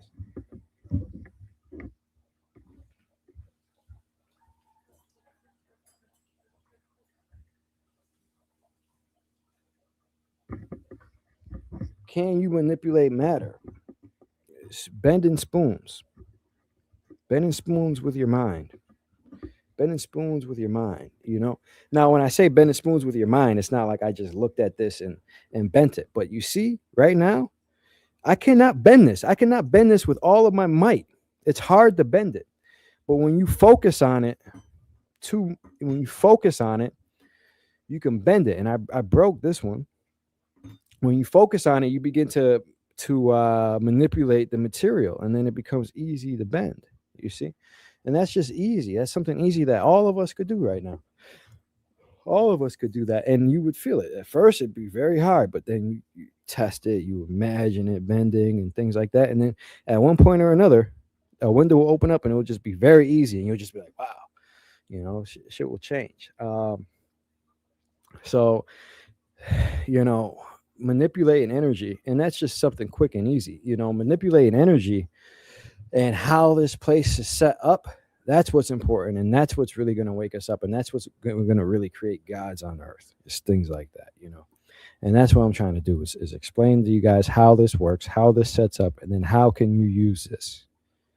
And we can start doing it. Start real alchemy. You know, and alchemy's been considered the great work since forever. Like, yeah, sure, on the other side, waking people up to the other side, yeah, it's called the great. But in the human on this side, alchemy is called the great work. It is. Um, you know, so that's what I'm doing. So I'm starting this alchemy course to teach you guys really how to manipulate energy. Okay, I've been leaving my body, right? I just seen a comment the other day on some YouTube short. I'm starting to reach the masses now, and whenever you reach more people start to come in and trickle down. I read one comment, "Oh, all these OBEers are just doing clickbait and not really teaching people how to manipulate their reality, not really creating anything here." All right, well, if you really listen to me, that's exactly what I'm trying to do. Is create stuff here and help show other people how to. So, like, I've been gaining all this knowledge from leaving my body. Okay, how can I put it together in a way to do real alchemy? You know, transcend things spiritually, transcend spiritually, transcend, transcend physically, mentally, and spiritually. The mental, physical, and astral planes. How can we manipulate these and really master them? Yeah. Have you healed anything in your body through the OBE state? Yeah. Yeah, apparently. Like, I don't go to the doctor or get checked up or anything, but I went to this Balinese healer the other day, and he's like, "Man, your body's perfect." And I'm like, "Damn, that's crazy. I died 3 times." Like, I was like, "Damn, that's crazy." He was like, "Your heart's perfect. Your kidneys are perfect. Everything's perfect." I was like, "Damn, that's crazy. I've died I've died and came back 3 times, So like to hear that my heart is perfect, and this guy is the real deal. Like he's been trained to touch things. Like Lova had a crook in her neck, and as soon as he went to her, he was like, "Oh, you got a big problem here." Like he's legitimate. So like yeah, he said my whole body's healed. From leaving my outer body and coming back with all of my soul's frequency to hear, yeah, your inner body's gonna be good. Your inner body's gonna be pretty good. Yeah. Have you ever looked into Tartaria in your OBEs? Yeah, it's a real thing. It's a real thing. It existed before the reset, and you guys don't even have to really look into it in an OBE. Like things like that are truth. Things like that is just truth. The mud floods really happened. Tartaria was a real place. Now, is it exactly how people say it is here? No, but it was a real thing. Uh, a real thing. It was a real civilization. My current understanding is, from what I've seen, there was 2 major resets recently, very recently. First one was the Great Reset, the Great Flood,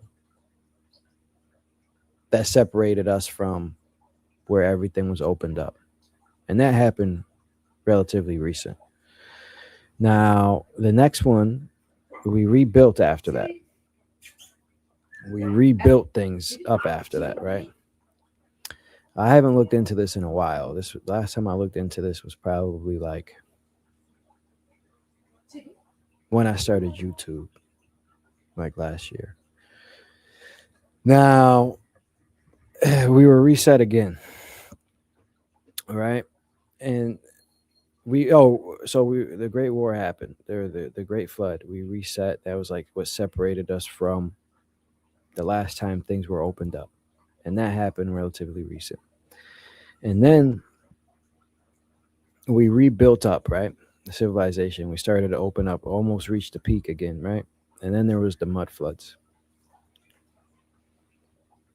And then that peak was Tartaria. So like, but it was like a global thing. Like the old Capitol building and state buildings in America, those were part of Tartaria. The old palaces in Russia, those are part of Tartaria. The castles that you see in Europe are Tartaria. You see, it was another global thing. So like ancient Egypt and Atlantis was like a global thing, right? And then boom, we're reset. We come back again, reach a peak, Tartaria. Boom, we're reset.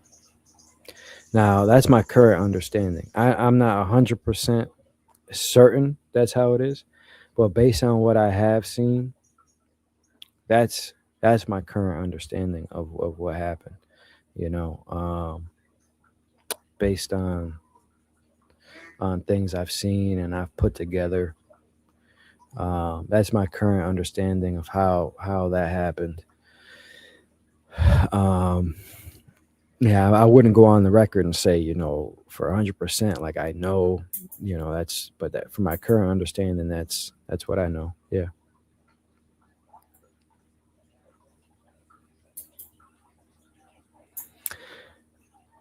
What would you recommend us do first when we leave our bodies the first time? All right. So there's practical things to say this. All right. So I could tell you guys the first thing that you should desire to access is who you are and why you're here. Say, show me who I am and why I'm here. And when you say this, have people say these all long commands and phrases. Show me who I am with no borders, boundaries, or limitation. Like you can do all that, but when your intention behind the words is really what matters. Say, show me who I am and why I'm here. And when you say this, have your intention in your mind to be shown who you are outside of here and why you're here. This will do 2 things for you, right? This will help you remember who you are outside of no limitations, outside of everything. Who are you, right? Instantly instill no fear in you, and you'll be back in your ultimate authority. Instantly. Start walking like a god here on earth. Instantly. Look at me. Look at me. I'm very serious, very stern, because this is what I did. You see? You know who you are at that moment. It don't matter what anybody tells you. It doesn't matter what anybody you know. You know at that point, right? Now, and why you're here, right? First thing. Who are you and why are you here? That's the first thing that I would set my intention to access. You know, that's what I would do. And then you can come back. If now you know who you are, you can move in your ultimate authority, and now you can come back and do what you came here to do. Instantly remember. You see, can instantly remember who you are and why you're here. Boom, get that out the way. You know, I would say do that first because it all stems from you. When the airplane's going down, what do they say? Put your mask on first before you try to help somebody else. You got to wake up and remember before you can help somebody else. You see, so I do that first. And then I would say, and that eliminates all fear. At that point, once you get outside of this and you see who you are, that eliminates all fear. I don't care who it is. I don't care what character comes up to me out of my. I don't care who you are. I know who I am. You see, and I don't believe it. I know. You see, so do that first. Do that first, and then and I would say do that. That shit unlocks so much for you. Boom. Can't nobody tell you nothing after that. And it helps navigating. It helps everything. It helps you here in the physical. It helps you navigate in the other side because now you know. Now you know, right? And then from there, and I'd say do that first, aside, because the other side's there. It's not going anywhere. So, like, if you want a dead relative to see or something, you can see that.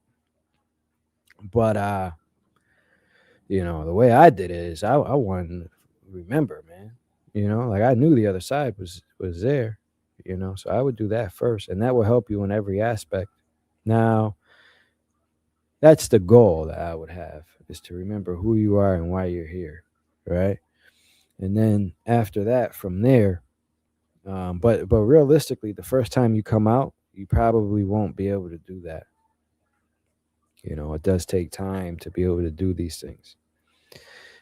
So really, I would just focus on leaving your body, just getting out, just focusing on the process of leaving your body. That's what I did. I was leaving my body before I ever found Darius or anything. I was leaving my body. Now, I didn't know what it was or what it was called. Now I know that's what I was doing. I was calling it all this other. I was leaving my body, 100%. Now, but when I learned his method, trying to, leave my body consciously through sleep paralysis, I just mastered that. I was like, all right, well, maybe I wasn't leaving my body, and let me try it this way. And I sat there laying still for months, man, just mastering the out of body experience. Mastering it that way. I would just focus on mastering, trying to achieve the out of body state. And then once you achieve that, and once you learn that as a skill that you will always have and hold, it's like riding a bike. Now you can do this all the time. So focus on mastering the skill. This girl the other day that's been working with me, she left 3 times in one night. That's what I'm training people for. I'm not training people to do this one time and forget. No, you can do this all the time.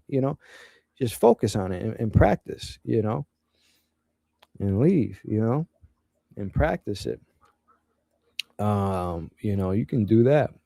So I would just say, I would recommend you to just perfect the skill first before you even, practice leaving your body, get into the state every time, practice that, master that. And then you can do it all the time. Then you can leave all the time. But the first real thing that I would access is the first real thing that I would access is show me who I am and why I'm here. And again, when I tell why I say that, because it's easy to remember.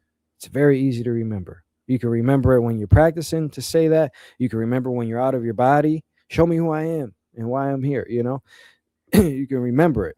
It's much easier of a command to remember. Now, And if you can think of an easier one, good, say that. But when you say it, have an intention to do so. Have the intention when you say, show me who I am, have the intention to be shown who you are outside of everything. You see? Have the intention behind the words as well, and that will carry you. That'd be the first thing that I would do. Can we achieve OBE if we lay on our side rather than our back? Yeah, and it depends what technique you're doing. Like technique I teach, you just set your intention, roll over, go to sleep. You'll be out. It's a little bit more than that, but obviously there's more. But you can lay on your side. You can do anything you want. Now, if you're trying to lay there consciously and induce sleep paralysis, laying on your back, for sure is the best way. But it depends. It really depends on how you're practicing, what your intention is. Now, if you're trying to do mind awake, body asleep, or any visualization technique, laying on your back is going to be the best. But if you're practicing just setting your attention and waking up in these states, both of the people that I worked with that just had success that I spoke with yesterday, both of them, they set their intention and they wake up in the experience. They wake up leaving their body. They wake up in sleep paralysis. So when you do it that way, you can just go to sleep and then wake up in it and then be prepared. It's the easiest. That's the easiest way to do it. So yeah, you can't. It depends to really answer your question. It depends on which way you're practice. Like, how are you really practicing? If your intention is to lay still and hit sleep paralysis, then yeah, lay on your back. Yeah, for sure.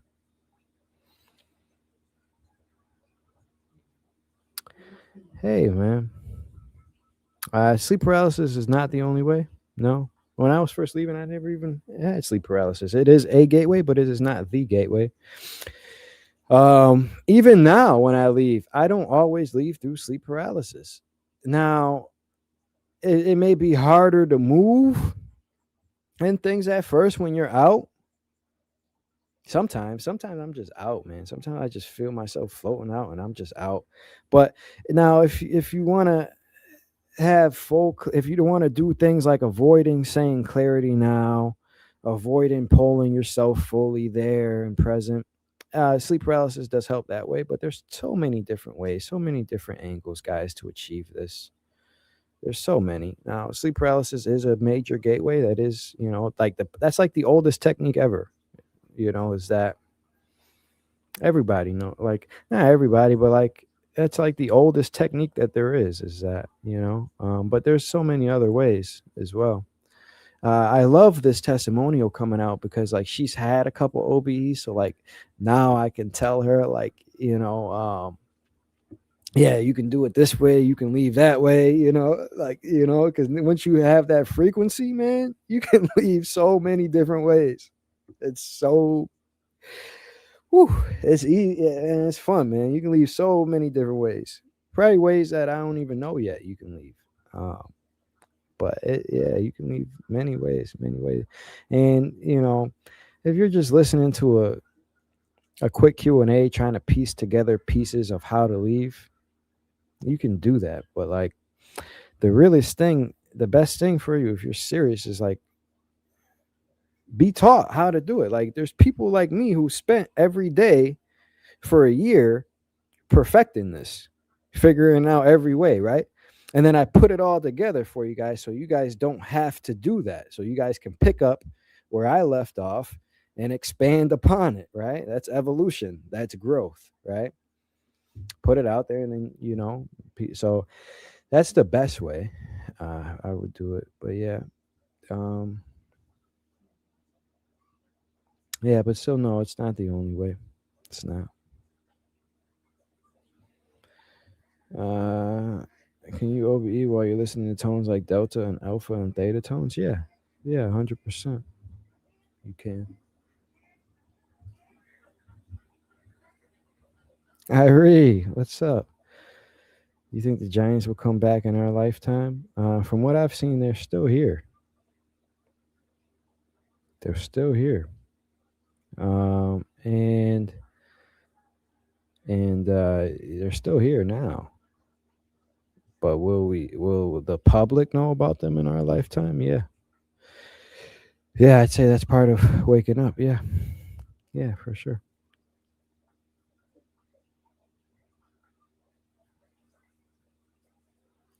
Apparently, the Quran was the blueprint and the last book that was revealed but has been distorted. Yeah. So every religion has bits and pieces of the truth, but they've all been distorted, right? Hinduism, the belief about reincarnation is real. We do come, we are eternal, and you can't have multiple lives. Is it exactly how they say, like how you have to until you reach a certain point? No. So that's how that was distorted, right? Now, the Quran is the blueprint for like the physical body, like how to take care of your physical body. That aspect of the Quran is 100% on point. How it was distorted was putting one God as the epitome and worship, and you have to do this or else, and things like that. The Quran is on point about a lot of stuff too, but there's also the ways that it's taught that's not, right? And things like that. Same with the Bible. The Bible has a lot of things in it about the uh, the creation story. Now, all of these religions are the exoteric teachings, right? People learn religion in school. It's exoteric. But what's the esoteric version of this? The one that gets a little bit deeper, right? Well, the esoteric version of Christianity is Gnosticism, experience for yourself, right? The esoteric version of Buddhism is Tao, or damn, what's it called? I'm thinking Taro, not Taro, Tantric, but not Tantric the way that we think of it, right? Um, so all of these religions have the teachings that they teach the public, right? Exoteric things that are outside of you, like school teachings, public teachings, and then they also have like esoteric layers to them as well, right? Things that aren't really taught or accepted. That's a little bit deeper, and then they have people that actually reached the ultimate truth, like Buddha, like Jesus, you know, people like that.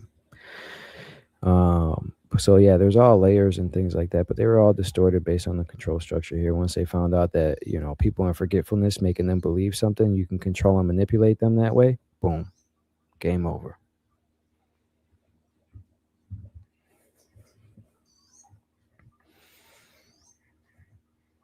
When people use dowsing rods to talk to other spirits, are they actually speaking with other spirits? Dowsing rods. Are you talking about the things where you hold them and they move and stuff like that? Yeah. Who they're actually talking to, it can be the other side, and it can be like their higher selves doing it too. Because I found out even when I see numbers and things like that, I'm like, okay, the other side's sending me numbers and signs, right? And then at one point I had an out of body. I'm like, I'm sending these motherfucking signs. I'm sending these signs to myself. I was like, damn, that's crazy. So I was like, yo, I'm sending these to myself. So it can be that. It can be a lot of things.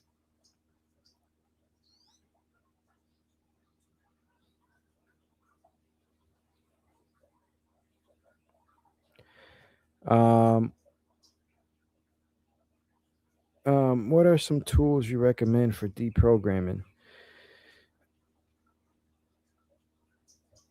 The shadow work help. Okay. All right. So let me think about this. These live Q and A's are tough because it's like put you on the spot and you're bouncing between so many different ideas. And sometimes I reach a channeled state. Sometimes I get out of it. But let's see. What are some tools for deprogramming?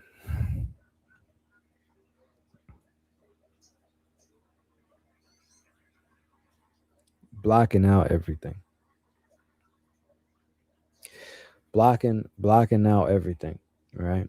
Um, that's the first thing. Understand that your thoughts create reality. Everything is frequency, energy, and vibration. And be cautious of the information and things that you put into you. What else is information?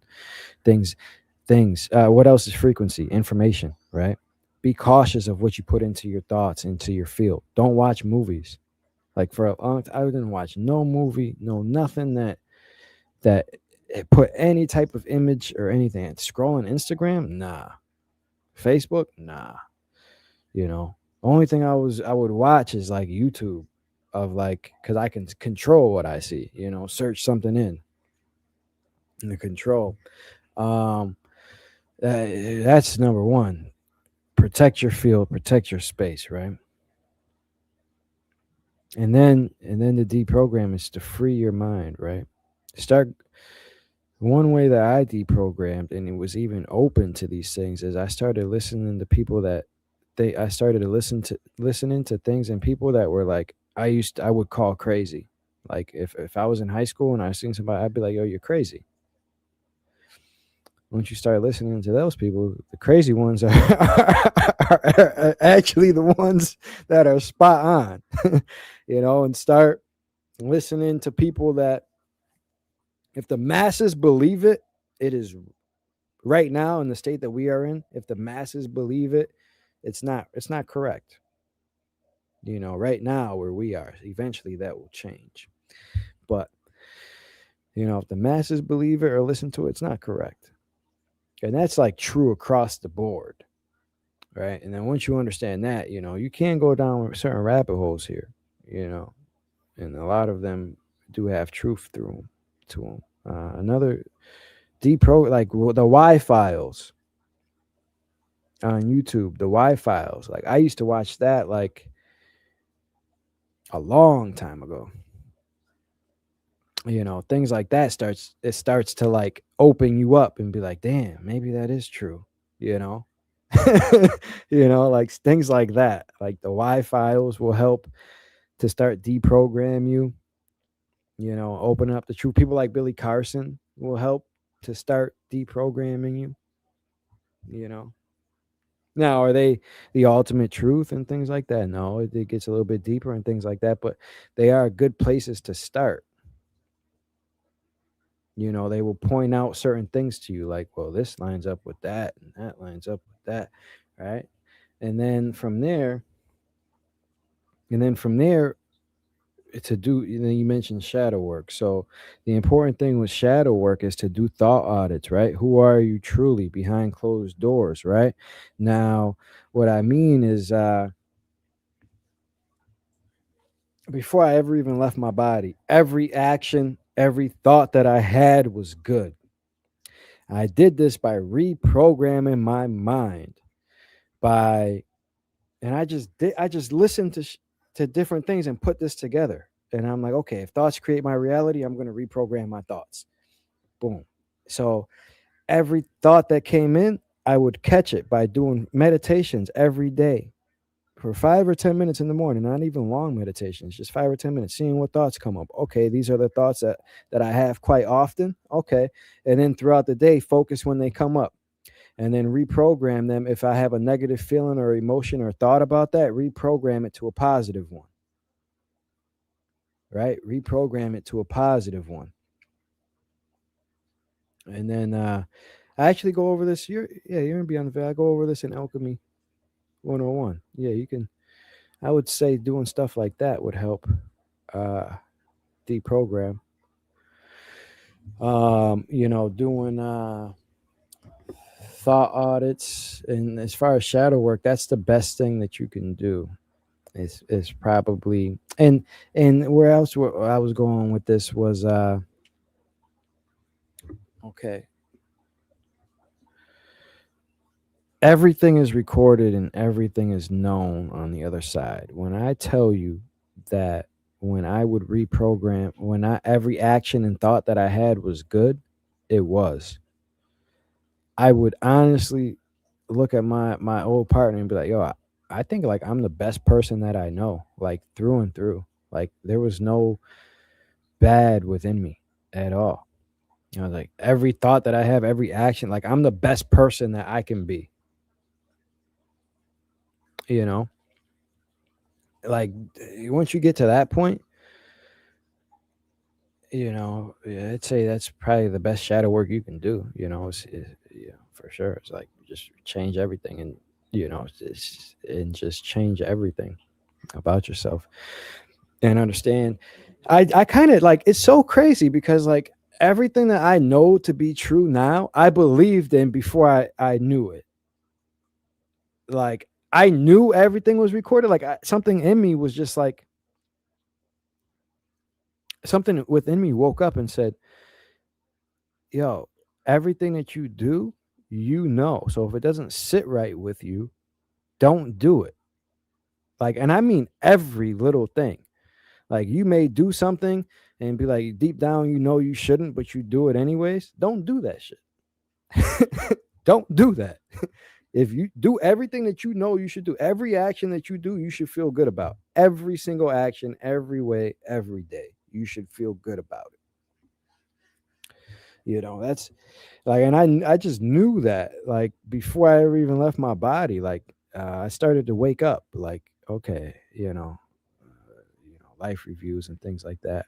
But those are some of the tools, is those meditation techniques. I would say, it depends what you mean by deprogramming. If you mean like deprogramming from the belief systems here, or deprogramming your own limiting beliefs, they both kind of go hand in hand. But yeah, I hope that helps. I hope that helps answer your question.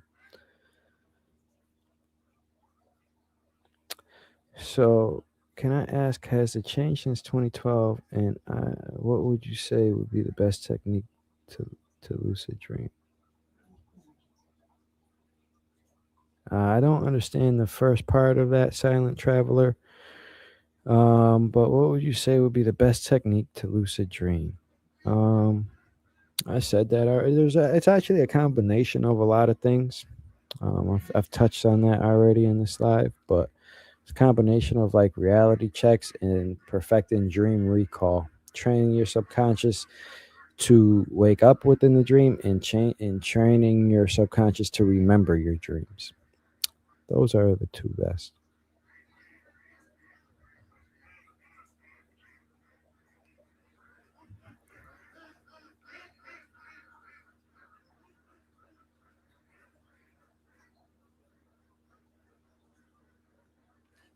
All right, let's go. We got this one already, prop.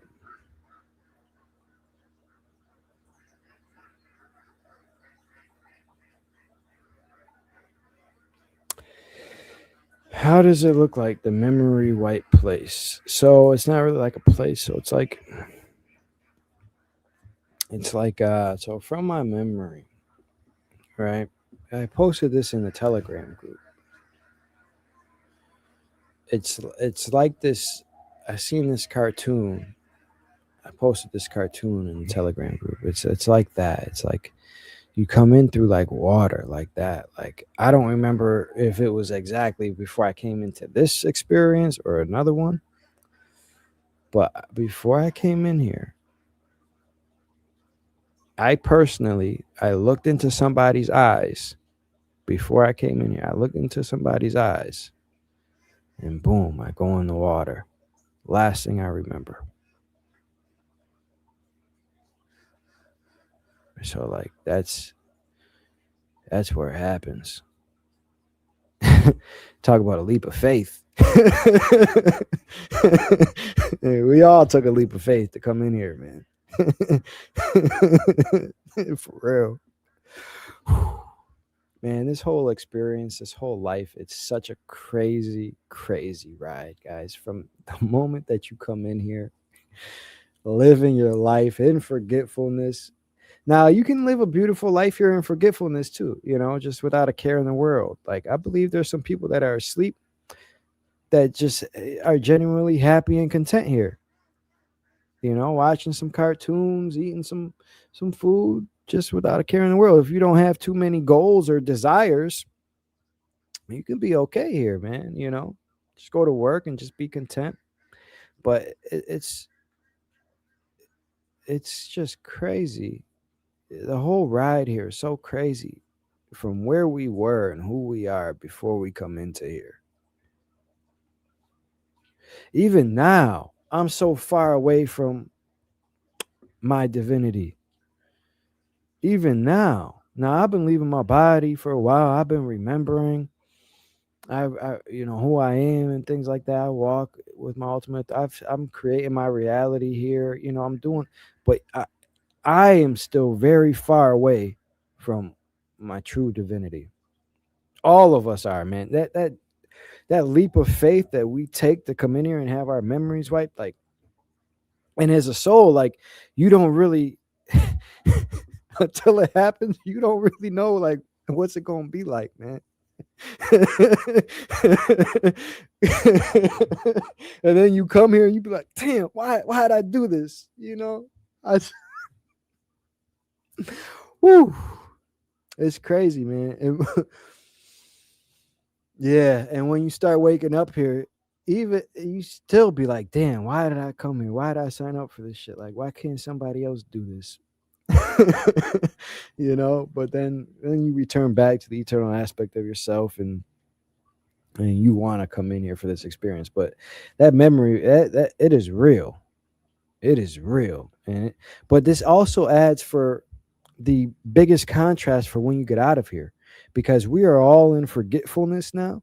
So the moment that you get out of here, it's the greatest feeling ever, ever. A lot of out of body experiences, they don't talk about this feeling or not, because they only have like one or two, and they're not really going to these higher realms or nothing yet. But like watching your death experiences for this aspect, when they say, oh my, it was so amazing, so much this, so much that, it is. Once you leave realm one, oh my God, you step back into your soul, your divinity.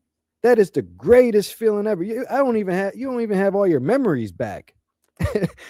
But just being there and being free just for a moment, it's like, oh God, I'm back. Yes, I'm out. You know?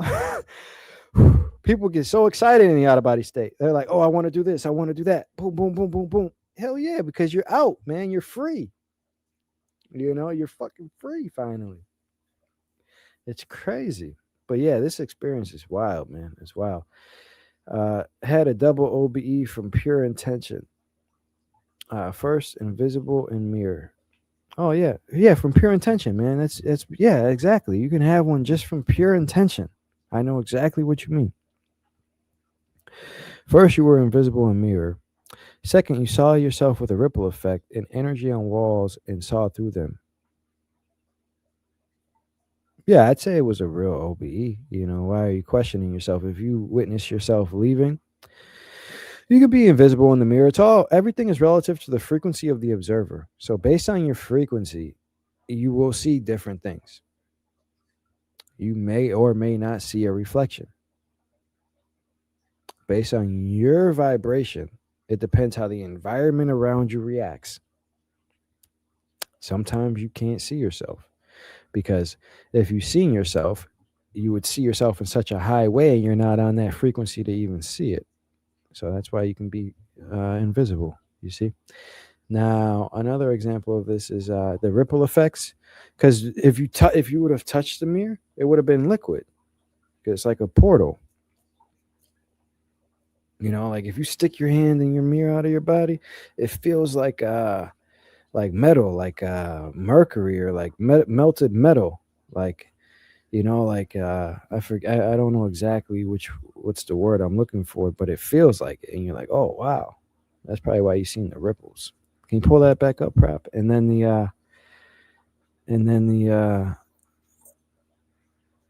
energy on walls and saw through them. I'm not sure what you mean by energy on walls. If you saw through the walls, again, everything is relative to your vibration. You can be out of your body, try to walk through a wall and hit it. Like, oh, guess I can't go through that. Or you can go through a wall and go through it. It's all dependent on your vibration in that aspect, your frequency. So I would say that, yeah. Oh, thank you for the thing. Yeah, I appreciate it. Have you brought any kind of ability to this physical world from other realms, like ability to heal or see in auras? Yeah, yeah. I was healing. Yeah, I could heal people.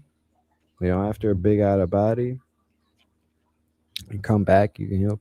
Now they fade away. For me, the abilities like they fade away after a while. Like when I come back, I may be in such a high vibrational state and belief that I can do these things. Can you keep the question up?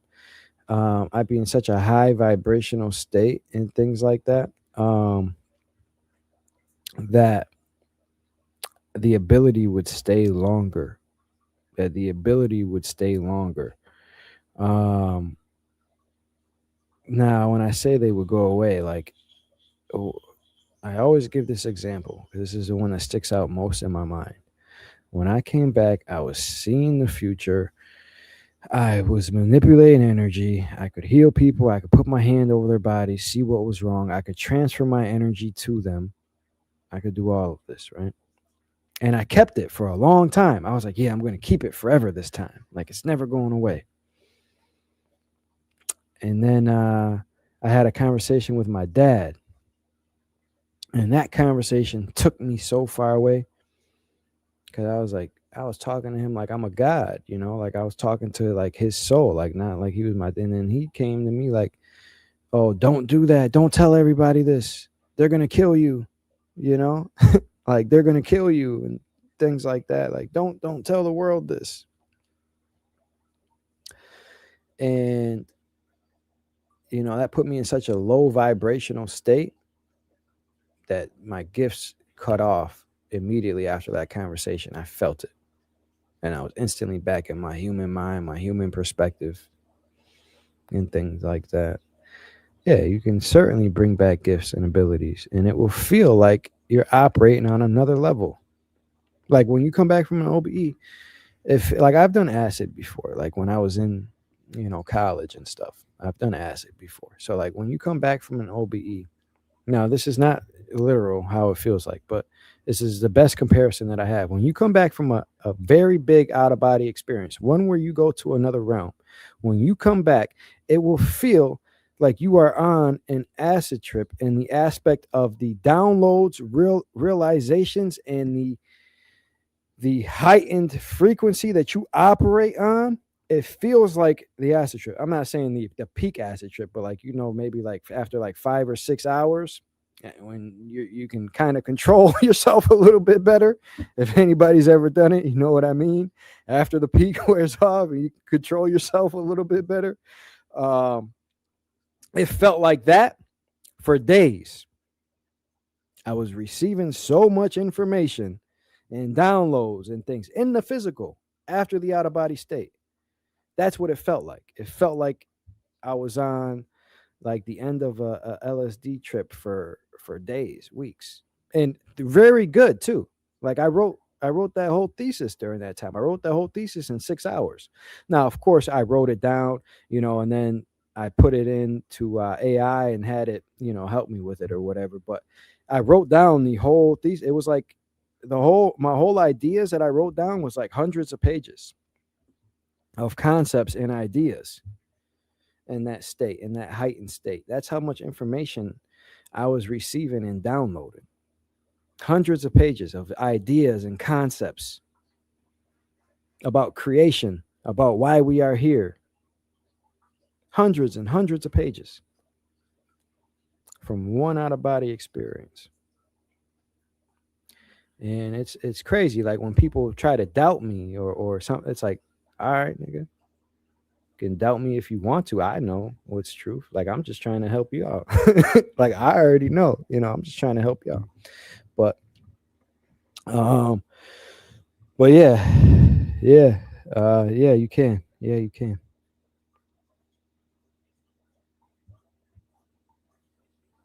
Hold on, I'm just checking something. I had a deaf friend. He was born deaf. I asked him if he could hear in his dreams. He told me no, because he doesn't remember what it's like. I just asked Lova the other day. I said, "Yo, do you see black people in your dreams?" Cause I seen somebody, I seen somebody talking about this. Right? I seen somebody talk. They were like, He was black. He was like, "Yo, do you see white people in your dreams?" He was like, "No, I don't. Everybody in my dreams are black." And I'm like, "Damn." So I asked Lola, I was like, "Hey, do you see black people in your dreams?" She's like, "No." It's like, "Oh, damn," because she's from Denmark. Everybody's pretty white there. There's not too many black people. Me, I see both. I see everybody. I see black, white in my dreams.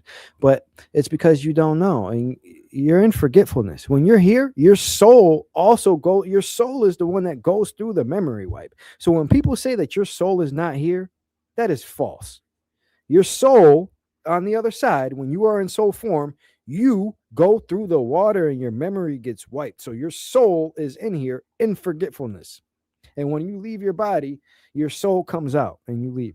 All that other nonsense that you exist here, that comes from religion and things like that. The truth is, you are 100% here. And you can leave your body. So like when you leave, this is why when you leave your body, your soul is also in amnesia. You see, until your memory comes back. Now, um, all that other stuff is just like ideas and concepts. Like, I hate this. I hate that stuff so much because it's not true. Like, leave your body, you'll see it. You'll know like what I'm saying is true. But sorry, just went on a little tangent. But he was born, so it's because he's in forgetfulness, so he doesn't remember what sound is like. So when you're having dreams and your subconscious is creating these experiences, it's going to be things that you remember or you know of. So yeah, it's like that.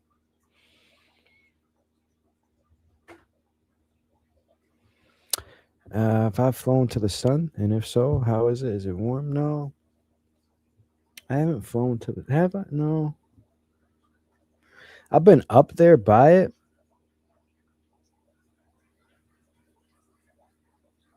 It's not warm. You don't feel it like that. It's not gonna be like in here. And if it, I'm trying. I was trying to think like when I was up there, did I feel warmth?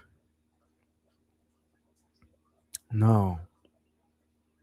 Do I ever feel? I don't know if I ever feel like hot or cold. Like I'm sure if I thought about it, I could feel hot or cold, sure. But it's like when you're out, like an example of this is if you go out of your body and you touch something, you might not even observe the physicality of it. But if you touch it with the intention to observe the physicality of it, you will notice it. So it's kind of like that. So like I never noticed it. I don't know. I don't even know if I ever felt warm or cold ever in an out of body experience. But like if if I thought about it in an out of body, like, oh, I wonder if it's going to be warm. It probably would feel warm then, you know. But initially, if your attention's not on it, it's like you won't even feel it.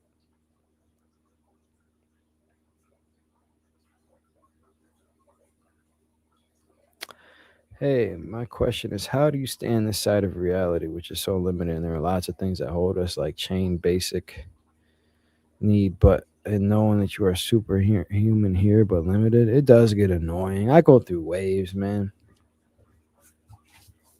Sometimes I'm real motivated to be like, all right, let me take what I know here and make it happen. Like, let me focus up, let me block everything out, and let me try to levitate or something, right? And another time, I'm just like, man, I don't even care. You know, it goes through waves. It's hard. Um, but ultimately, it's fun here because you can create your reality and stuff. Um, I really dedicated myself to service for others. That's how I stand this reality is coming here to help you guys. Like people are like, oh, you quit your job. I work more, or if not more, just as much more. I work more now than I did when I had a job. For sure. I am constantly thinking of ways to help you. I'm up every day at 4:35 in the morning because it's I'm 12 hours ahead of the East Coast in America. I know most people that watch me are in the East Coast or are in America, right? So I'm up early every day to do this stuff. I was up today at 5 a.m. It's 9:30 in the morning for me right now. I'm up every day and I'm working. You know, one-on-ones, interviews, lives, making videos, coming up with ideas, concepts, presentations. Yesterday I worked on the presentation for like 8 hours, a full day of work, you know. So, and that's what keeps me going is you know, helping people, like, and I see the reward, the, like, you don't know how excited I get. I had a call, I think this was yesterday, two calls with two people, both of them seeing success that I've been working with. The excitement in me to have them see the other side and experience it and develop their, like, that excitement is what fuels me. Is keeps me here. Hearing you guys have success, helping you guys, that's what helps fuel me, truly. Truly. And it feels so good. I was so ecstatic after hearing their experiences. It's so amazing. You guys will really like the that testimony that's coming out. She did a lot. She did a lot. I'm very proud of her. Like, so proud of her. Like, she did it, man. She did it, and she did it very good. She did it very good. But yeah, that's what, you know, when you find your purpose. And I don't think like that, man. Like, once you find your purpose, it's easier to live here. Like, my my reality is not that bad. Do I still have ups and downs sometimes? Yeah, of course. You know, to sit here and act like I'm just all peachy every day is that's not true. Do I still have ups and downs? Yeah, of course. But the overall of it is good. Like, my downs are nowhere near where my downs used to be. So the whole line is moving up. You know, it does. The whole line moves up when you realize who you are in this reality and what you can create. And then also when you do things like working on yourself, like I taught before, you honestly don't feel too bad. Like, everything feels good. You know, once you realize that everything is a state of being and all relative to the frequency of the observer, everything that happens around you is neutral. Once you detach, it reaches a certain level too. When you detach enough from here, from all attachments, it's okay. Everything here is okay. You see, you understand that everything that happens around you is neutral until you put a feeling or a thought or an emotion on it. The universe doesn't, you know good or bad. It's you that puts the good or bad on it, you know? Like, think about it. Why is being poor bad? It's only bad because you perceive it as that. I mean, it might not feel good because you have a preconceived notion of how you should live or what you need to live and things like that. But honestly, we don't need any of that. It's all preconceived notions. But and it gets fun too. Another aspect of it, like, there's aspects of this all around. So another aspect of this is it gets fun because then you test your abilities. You can test your abilities. Test it and help other people. But for me personally, it's helping other people. Helping other people. Yeah.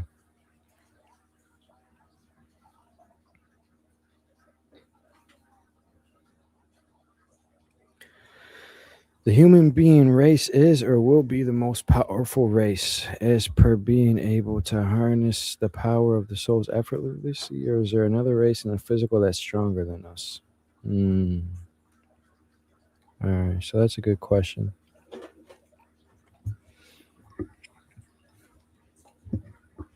All right, so I'm gonna give you guys the truth. All right, the truth. No narratives, no nothing. All right, these physical bodies have been hijacked in its original form. If we have all 12 strands of our DNA activated, yes, these physical bodies have the ability to do anything, and we can harness the soul's energy here in the physical. That did not happen. Our pineal glands have been calcified. Our DNA has been manipulated. That is not happening. You see? Now, Is there beings here? Now, will this always be the case? No, we will start getting upgrades, and it all starts with all of us. What are you eating every day? Are you eating high vibrational foods? Are you taking care of yourself? Are you avoiding the fluoride in the toothpaste? Are you doing all of those things? Are you fighting back? Do you have MasterPeace to detox yourself from heavy metals? All of these things, right? Help. Help unlock abilities here in the physical. But there are beings here that do not have the limitations that we have in the physical. It's just the way it is. So yeah. So we do have the potential, but these physical bodies have been downgraded. They have. Now, when everything opens up, things, I don't really necessarily know how all that will work in these physical bodies. My impression is that, we will have the abilities and it will be like an equal playing field again. But yeah, right now, it's not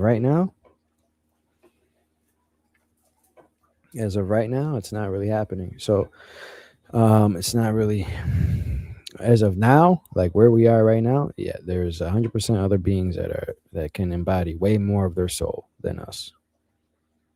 Yeah. What replaces fluoride toothpaste? So you can do peroxide, or we have toothpaste that doesn't have fluoride in it. I don't know. Lova's in charge of that, so she would know what type of toothpaste that is. But yeah.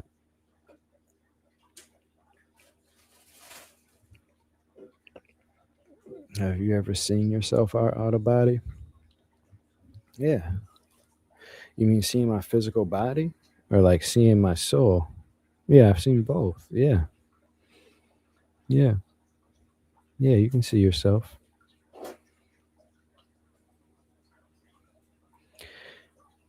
Are the other planets worse than Earth? Uh, hey, my friend, you may be a little new here, but I wouldn't say other planets are worse than Earth. No, Earth is the hardest realm. Hardest Earth is the hardest realm. It is the hardest place that you can come and have an experience. For sure. How can you get better vision while out of body? Yeah. So, all right. So, all right. Help me understand this, because these questions can mean a couple different things. You could mean get better vision here in the physical while you're out of, like, are you trying to get better vision here while you're out of body, or are you trying to see better while you're actually out of body? Like, are you talking about things being hazy and dark when you're out of body? So I don't know which way you're going with this, so I'll try to answer them both.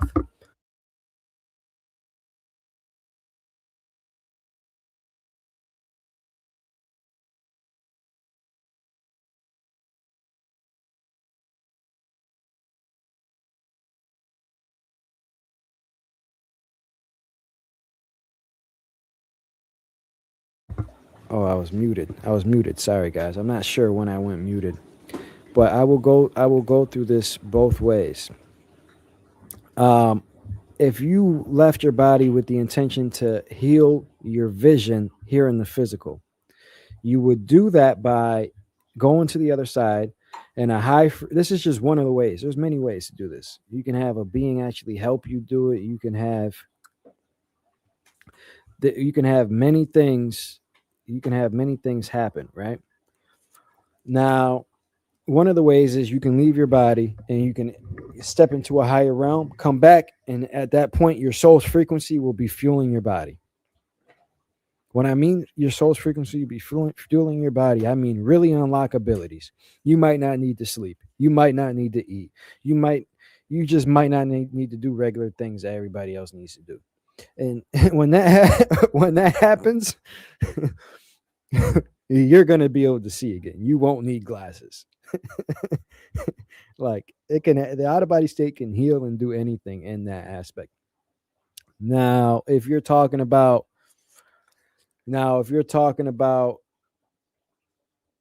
Now, if you're talking about now, if you're talking about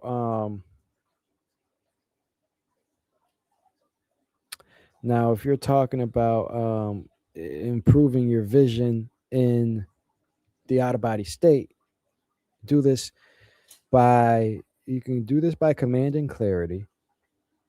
You can do this by touching your hands together, looking at your hands. Or my favorite way, if you're talking about being out of body and things are hazy or you can't really see, this is what the girl in the testimonial just did. She said she tried clarity now, all those things, it didn't work. Tell yourself to relax more because the issue is your body's not shut down completely. So if you mentally tell yourself to relax more, your physical body will shut down to the point, and then boom, you'll be 100% in your soul. Then you'll be 100% in your soul and operating on the other side.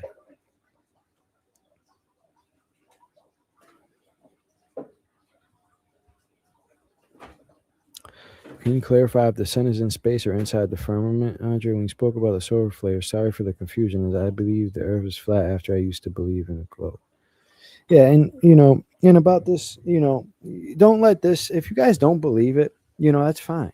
That's fine. Don't let that take away from the aspect that the other side is real. The important thing is that the other side is real and that you are eternal and that you can access this, right? Then any truth that I tell you, you got, then you won't rely on me for the truth. I'll answer your question, but let me just get this out. Then you won't rely on me for the truth because now you can see it and get the information yourself. I just did an interview the other day with somebody that I've done it with before, but I could just tell this, and I don't know why they try this with me. Like I can't feel energy or know people's true intentions. Like I'm very tapped in, but he was trying to pry and ask me questions and pry things out of me to try to find a hole or to break it or something like that. And I'm just like, man, like you don't have to stop relying on me for the truth. That's your problem. That's your problem. You're relying on me for the truth and you're trying to find holes or trying to break it. Just leave your body and then you can find the truth for yourself. So what I say won't matter to me. You know what I mean? So then what I say won't matter because you can find out the truth for yourself. But so belief doesn't matter. The only thing that you guys need to believe until you experience it is that you exist outside of here and that the other side is real.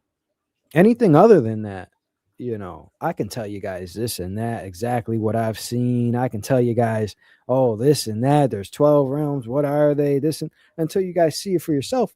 It's the same. It's still exoteric knowledge, right? We're trying to get to the truth here, not exoteric, not esoteric, the truth, right? And you do that from experiencing it and knowing yourself. So that's the best thing.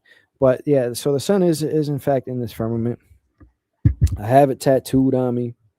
It is in this firmament. Freemasons know this. There's this is a Freemason symbol right here. Firmament, moon, sun. You see? It's in here. 100%. And they know this. But all right.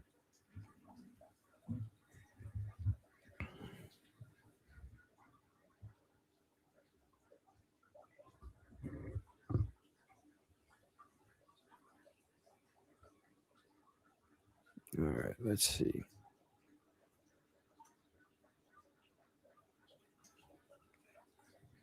Let's see. Oh yeah, when I touch my mic, it goes muted.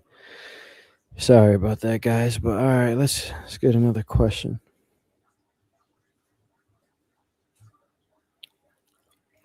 Can you tell us more of the creators of this place? I don't really, yeah, I don't really want to go into this. It puts people in a state of inferiority and things like that. Like, just get out of your mind any, just really just focus on yourself. If you just focus on yourself and understanding your ability and things like that, that's what's important. That's what this is about. For sure.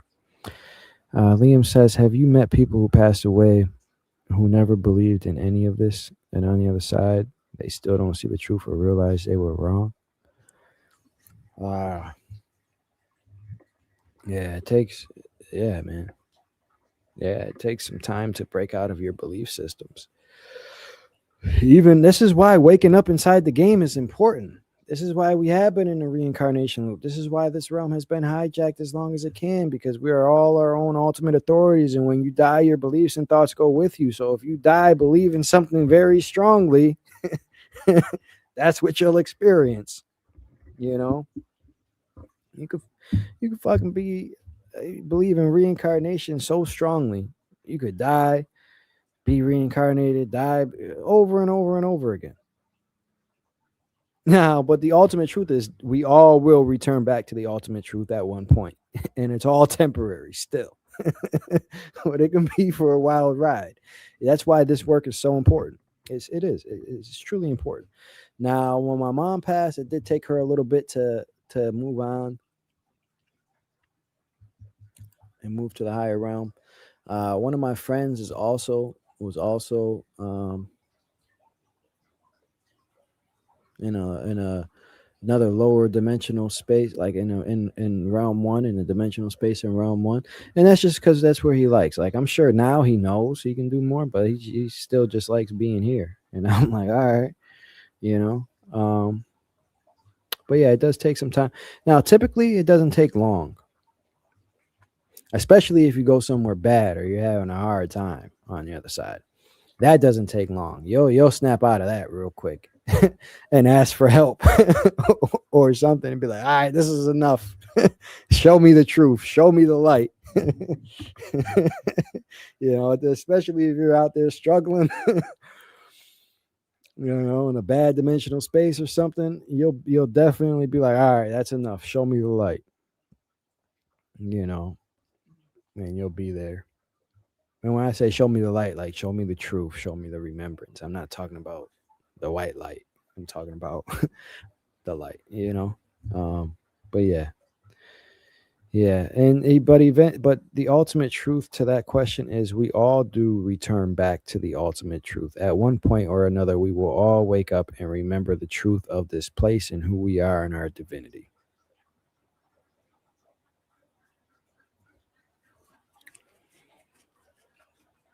Thank you for all the info so far. Would you elaborate further on the end of the simulation?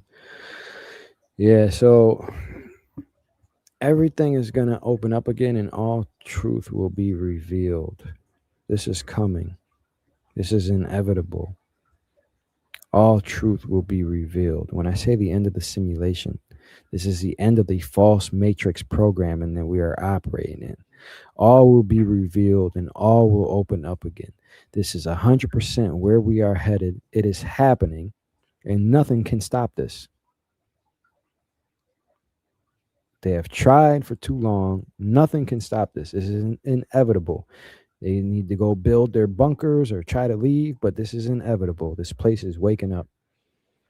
That is what I mean by the end of the simulation. All will be known, all will be revealed, and we will be back into our divinity here on earth. This is called a heaven for a reason.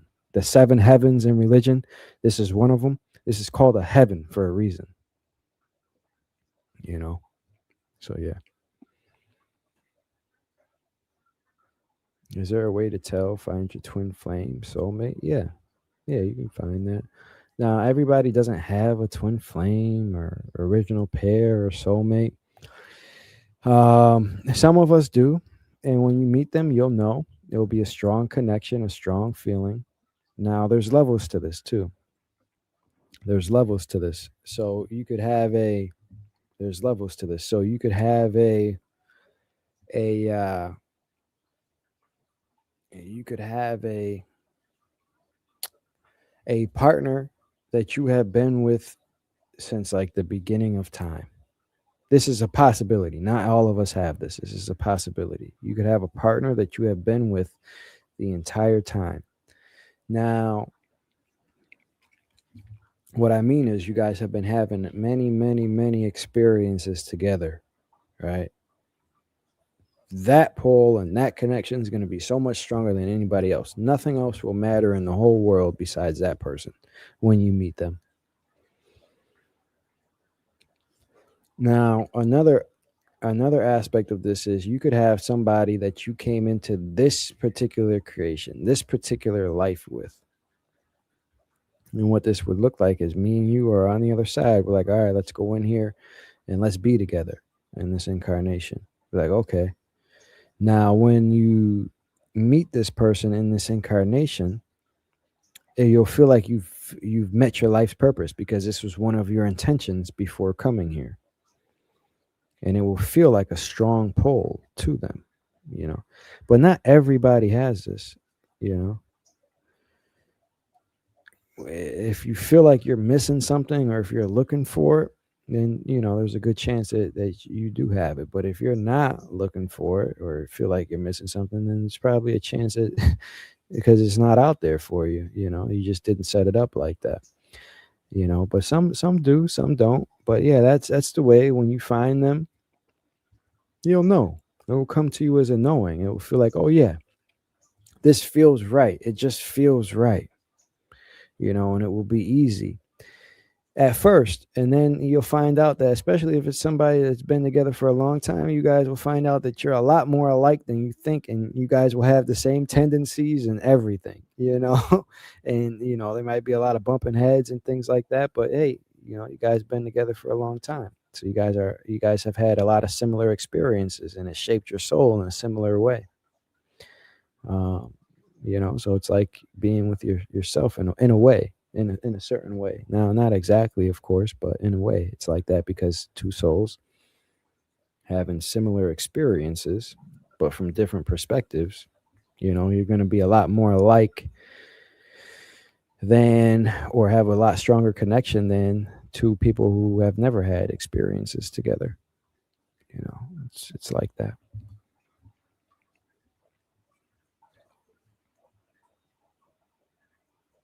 What can we do on the other side that there is here physically? I mean, you can do everything.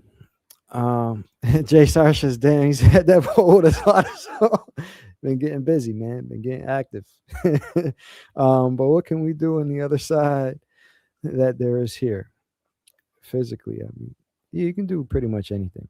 You can you can do everything. And on the other side, you can drink, you can taste, you can merge with another soul.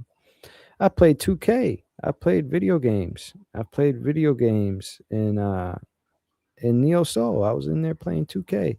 And I was like, it's confused the hell out of me. I'm like, yo, is this 2K?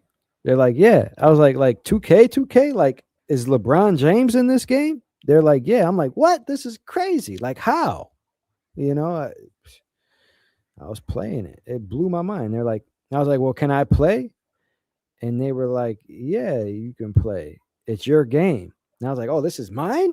I was like, oh, that's crazy. It's crazy experience. What do I mean merge with another soul? I mean like merge, intercourse. Can do all of that. Particularly here in this creation, in heaven, in the heavenly realm, is all accessible at any time for anyone. Yeah, yeah, yeah. All is accessible. All is known and all is revealed. Like here, when I'm training people to OBE and to navigate, it's like training them to wake up and remember who they are again. Like, wake up, remember how to get here, remember you can go here. Like, understand that this is real, that like this place exists. Like, remember.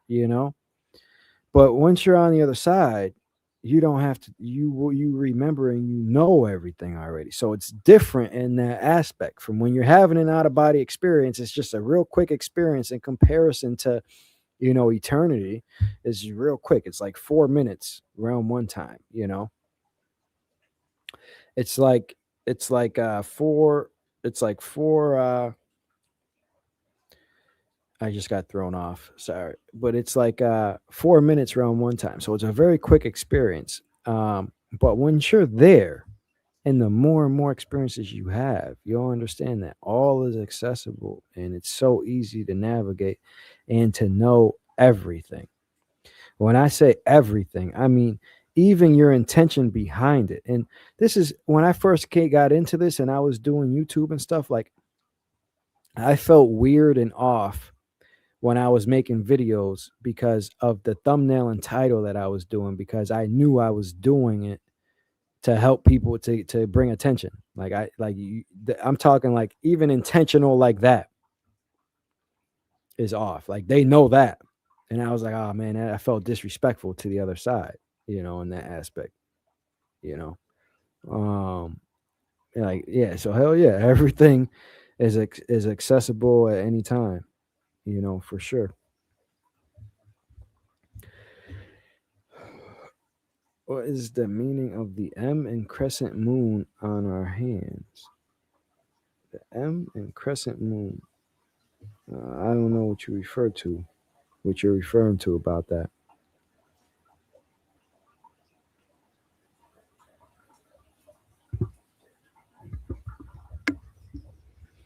Yeah, I don't know.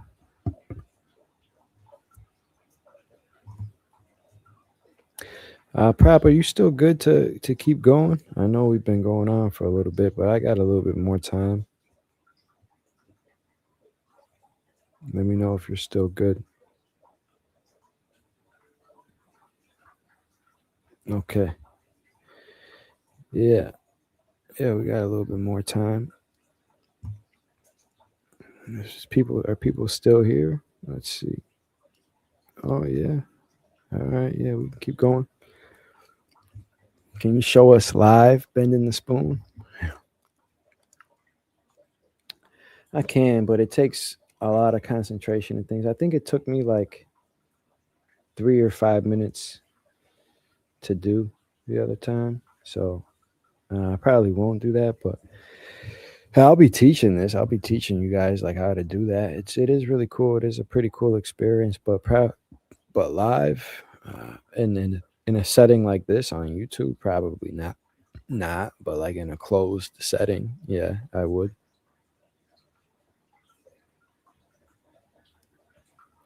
Have you ever heard of the telepathy tapes? Autistic children are gifted. Some can read their mother's minds word for word. It's amazing. Yeah, and I'll help you shed light on this. I'll help shed some light on this, on what's really going on here. So, have I heard of the telepathy tapes? Of course. Have I listened to them? No, I haven't listened to them at all.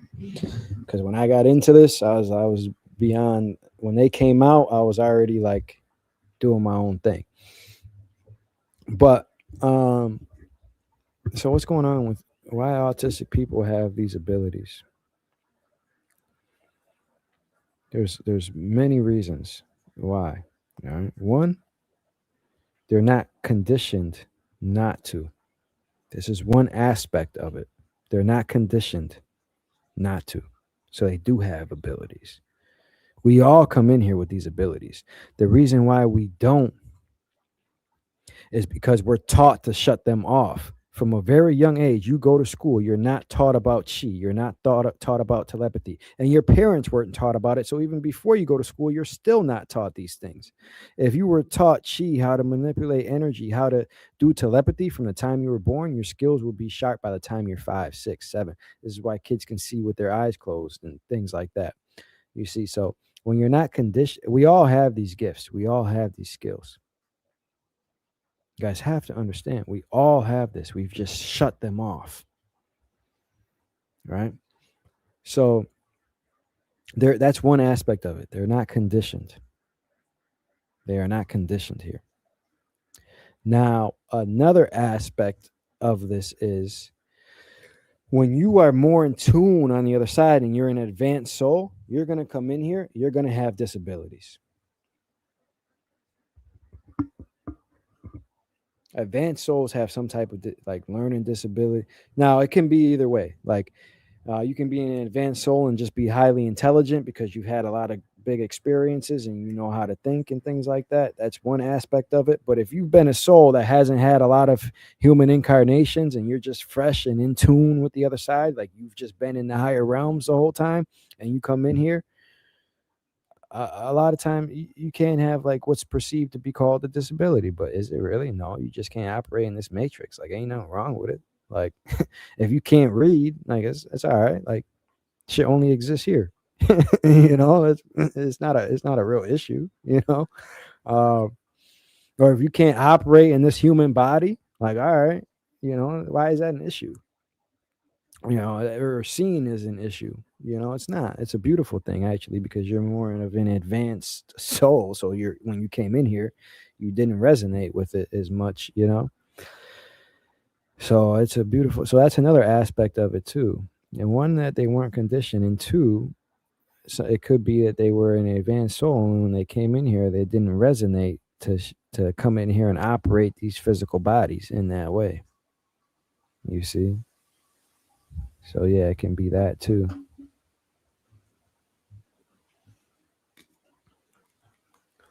Who are the beings that never left Earth other than the humans?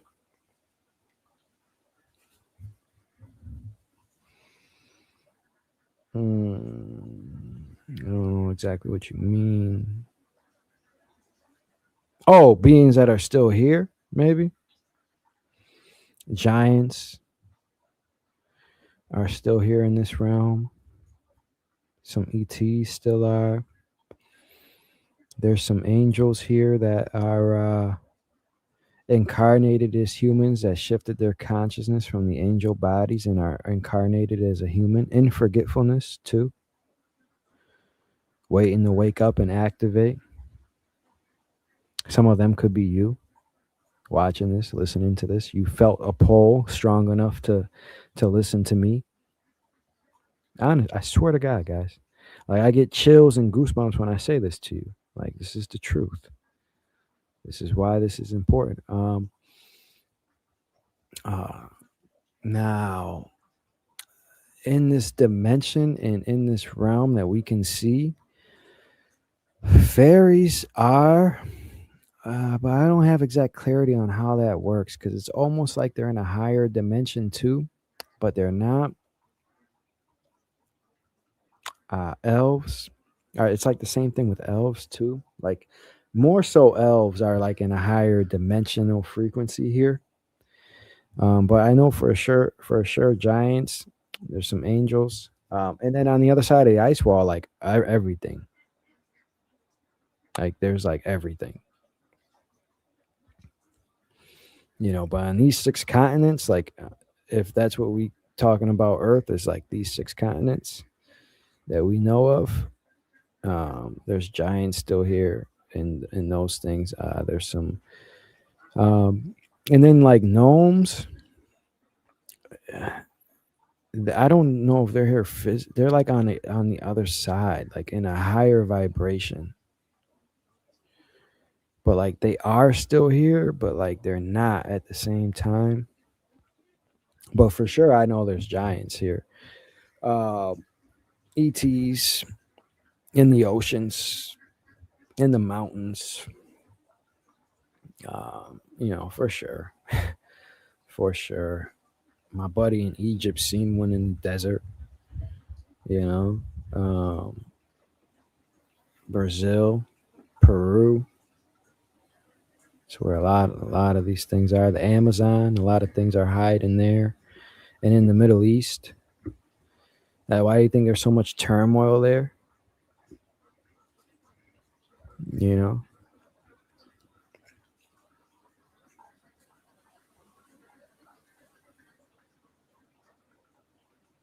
what's the name of the place you went to in Bali to see the healer and the guy bending spoon? Um, I don't want to put that out there. It's a little private.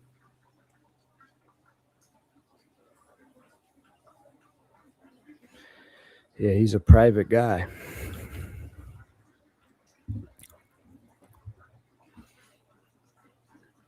What have I seen over the ice wall in my OBs? Well, I've been to Neo Soul. That's the place that I've been to the most and that I've seen the most. I've been to other places, and at the time, I didn't know where it was, but it was beyond on the ice wall, and I now know that because of the frequency of it. Like, I know what it is like there now. So now I know the frequency of it. I've seen giants. I've seen other uh, like free, like jungle like places. I've seen civilizations with giants, like I've seen other beings, things that I don't even know, like little creatures and animals that like I don't even know, but like they were intelligent, like they could talk. You know, like they could talk, and I'm like, oh shit.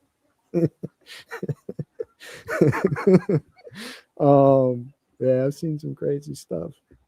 Uh, that's like where a lot of our myths and legends come from. Is like they're real beings, like myths and legends and conspiracy theories. Like a lot of that shit is true. It's not exactly true, like exactly how they say it is, but a lot of it is true. You know, for sure.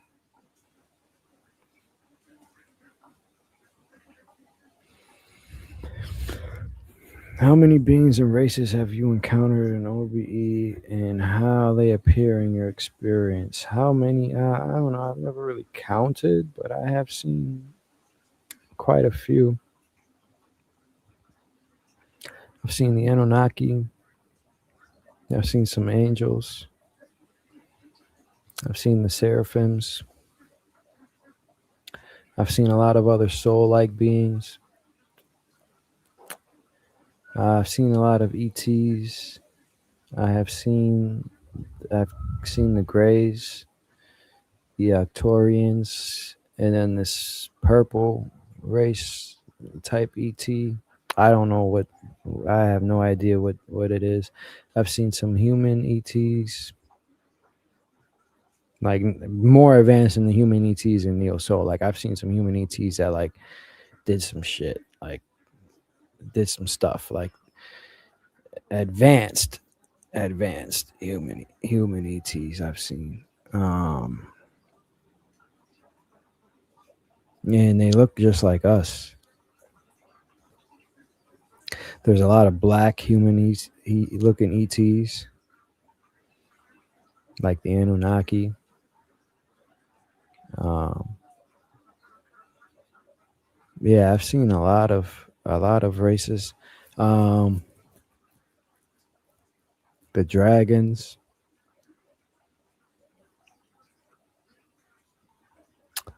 Um, Lova's seen the elves. Um, what else? I've seen some beings. I don't really know if they're real or not, but there are like some like troll looking beings, like blue like beings. I don't know if they're necessarily real or like if they just exist on the other side. I've seen some of those. Um, yeah, I don't know what else have I seen. And how do they appear? Different ways. So like mm, there's all different ways. So how can I explain this to you? So sometimes when you're out, they'll just be there. Like that blue troll looking like being like he was just there one time. Um, Seraphims were just there in my room sometimes. Um, what else? The Giants, I actually like went there and seen them. Um, the first time I seen, oh, the ETs when they came, like I set it up with one of my friends. I was like, all right, I want to meet somebody, and they came that way.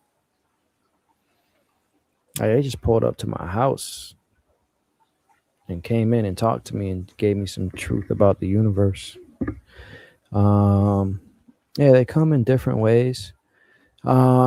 The coolest way to experience this is probably like realm 3 because when you go there, it's like open. It's like there's time. Like if you go there when it was open, like like you'll see other beings just there. Like it would be just like here, but like there'll be like other beings just there chilling. Like you'll see a whole bunch of stuff. Um, you can see it that way. Um, yeah, you can. There's all types of ways, but more. It's like you got to be open and ready to see it, though. Also, like you got to be open and ready to see it. But I will say that, like, often when I'm traveling, the most typical being that I see is like so it's weird. It's like it's weird. How can I explain this? So it's like when I'm traveling, like outside of a realm or like in base reality on the other side, like if I'm traveling and seeing souls in passing, I'll see like there'll be like human souls, like there'll be like human looking souls, like showing me stuff and taking me stuff. But then when you're inside a incarnation or an experience, that's when beings will look different, like characters and stuff. Like it's like that, you know. That's from my experience. That's the best way I can explain it. And like an example of this, what I mean by like when I'm in passing. So like when I was with Francis a couple times. When I'm with him and he's like setting me up with an experience, it's like we're walking and we're talking and he's a human looking soul, you know. He looks human, you know. And but he's in soul form. Like I know he's in soul form. Like I know he's not in an incarnation. I know like he's not in a physical, like you just know, okay, this is a soul, like in his true divinity, you know, like you just know that. Now he'll be setting me up and he'll be talking to me about experiences and stuff, and then like when I go into the experience, now I'm in there with other characters and things, and then you'll know like, okay, I'm in a realm or an experience or something. Like now you know they're not like soul form. Like it kind of feels like that. It's like the best way I can explain it. I hope that makes sense.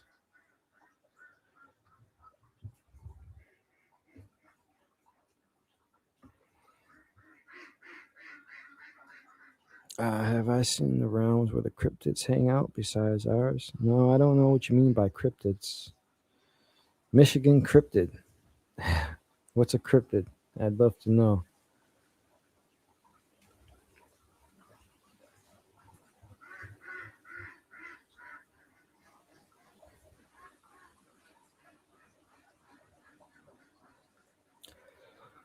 Which which binaural beats would you recommend listening to during the day as a beginners? Yeah, so um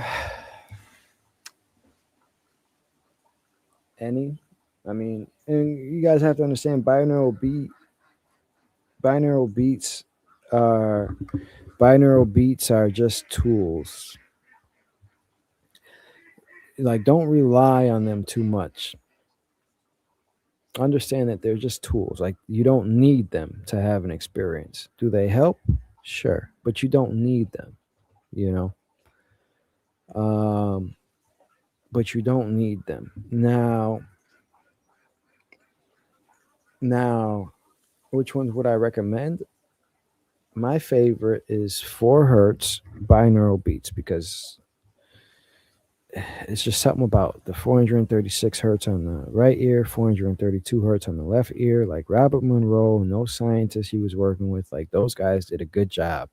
And that's what they recommend, and that's what works. They did a lot of studying on these things, you know, so that's what works. So that's what I would recommend. And but you have to understand that different ones are used for different purposes. Like if you're trying to meditate and just get an idea of something, probably the theta waves would probably be the best one. But if you're trying to reach a deep relaxed state, then the delta binaural beats, 4 hertz or lower, would be the best one. So it also depends on what you're trying to do, you know. Um, oh, during the day, which binaural beats would I recommend listening to during the day? During the day, definitely a theta wave. I would listen to the delta still, even during the day. I just loved having the feeling on my left and right hemispheres linked up, and I'd be in a delta state, just meditating, just mastering my reality. You know, like just doing that. But would I recommend everybody to do that? Probably not.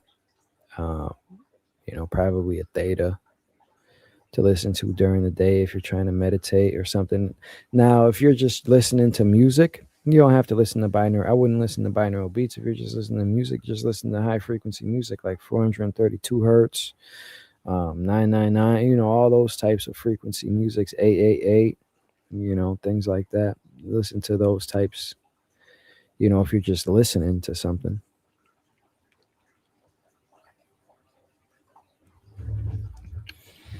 When we dream, is it possible the character in the dream is not ourselves? The eyes we look through, can it be someone else? Uh, no, I'm probably gonna say it's probably you. I'm probably gonna no, uh, no, no. I don't think so. I've never done it or seen that. I'm gonna chop it up and well, can I give you a definitive answer and say, can it not be somebody else? No, but I have never experienced that.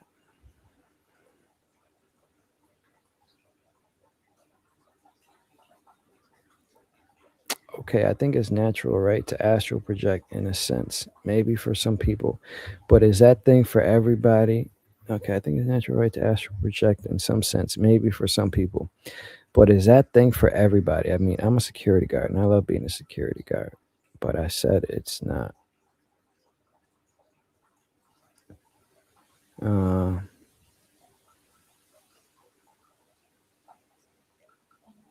yeah, if you're asking, is astral projection or out of body experience for everybody? Yeah, it's going home. Depends on what level of consciousness you're in. If you're in a state of consciousness where you're really embedded here in the matrix, it's probably not for you at that time. Probably be too much for you, But if you're in a state where you're seeking for truth and things, yeah, it's for everybody. Everybody that seeks it, yeah, for sure.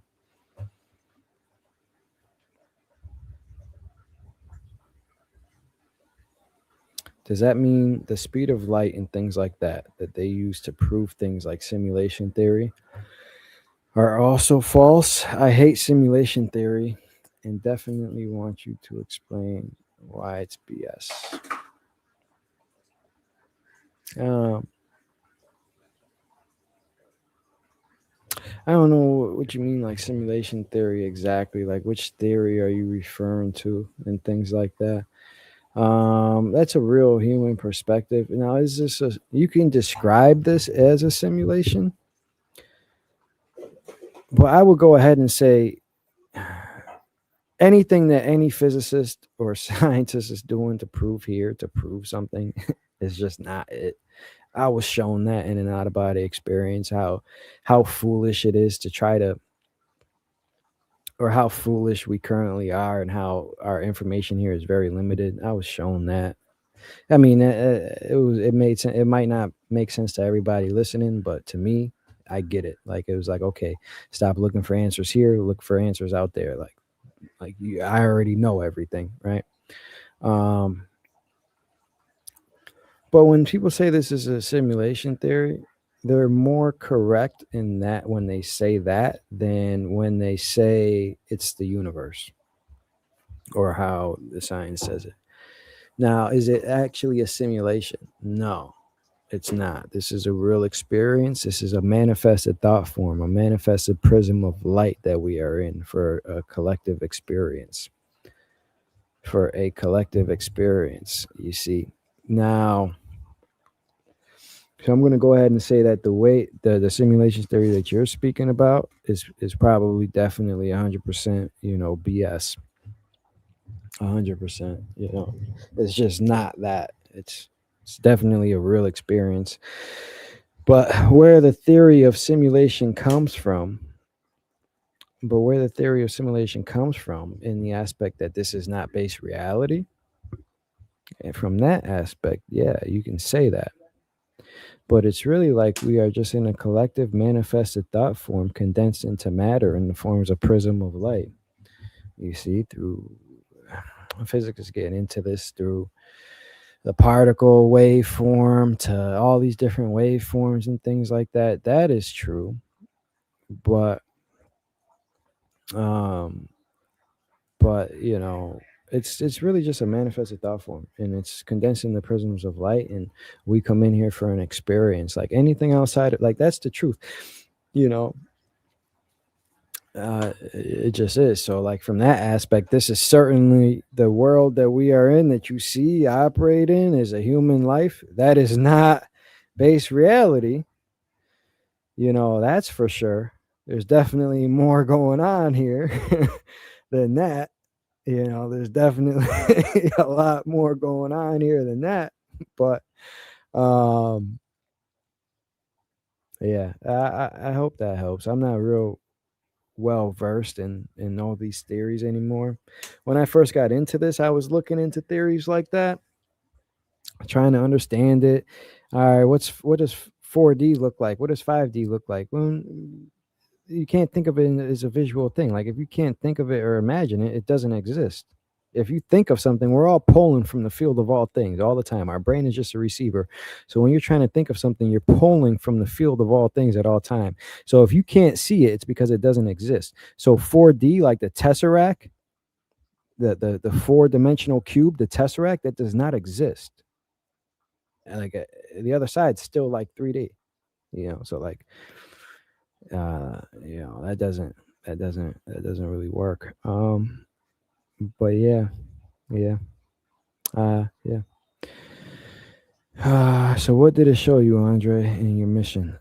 That's personal. I'll keep that to myself. But I understand why you're asking and things like that. I'm essentially doing it. You know, I'll say that.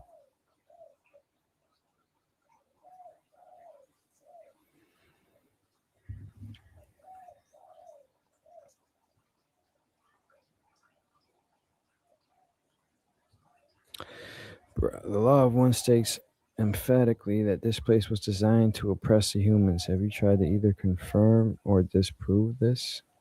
It wasn't made to. It wasn't made to oppress the humans, but it did get hijacked in that aspect. In its original form, it wasn't made. Nobody would make a creation to do that. That'd be a crazy thing. But in when it did get made, it is now it's formed in that way. And the law of one is channeled by another extraterrestrial Ra. Yeah. And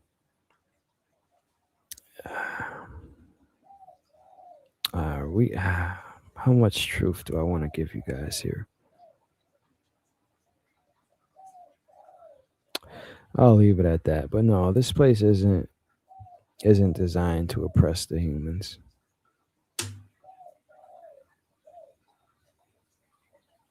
But yeah, guys, I think I'm gonna get out of here. It's been going for quite a long time. But yeah, thank you guys for coming here. I appreciate it. Um, and I love you guys all. And then just have and more than just an extra. It's not, guys. That's what he says. Entity in the highest realm. He's not an entity from the highest realm. He's not. That's false. But all right, guys. Um, I appreciate you guys, and yeah, you guys have a great day. And remember who you are, your divinity, and avoid the traps, avoid the misconceptions. The only truth that you guys need to know is that you are your own ultimate authority. The other side is real, and you guys can experience it for yourself. Anything outside of that is just information and ultimately can be manipulated. So just get out there and experience these things for yourself.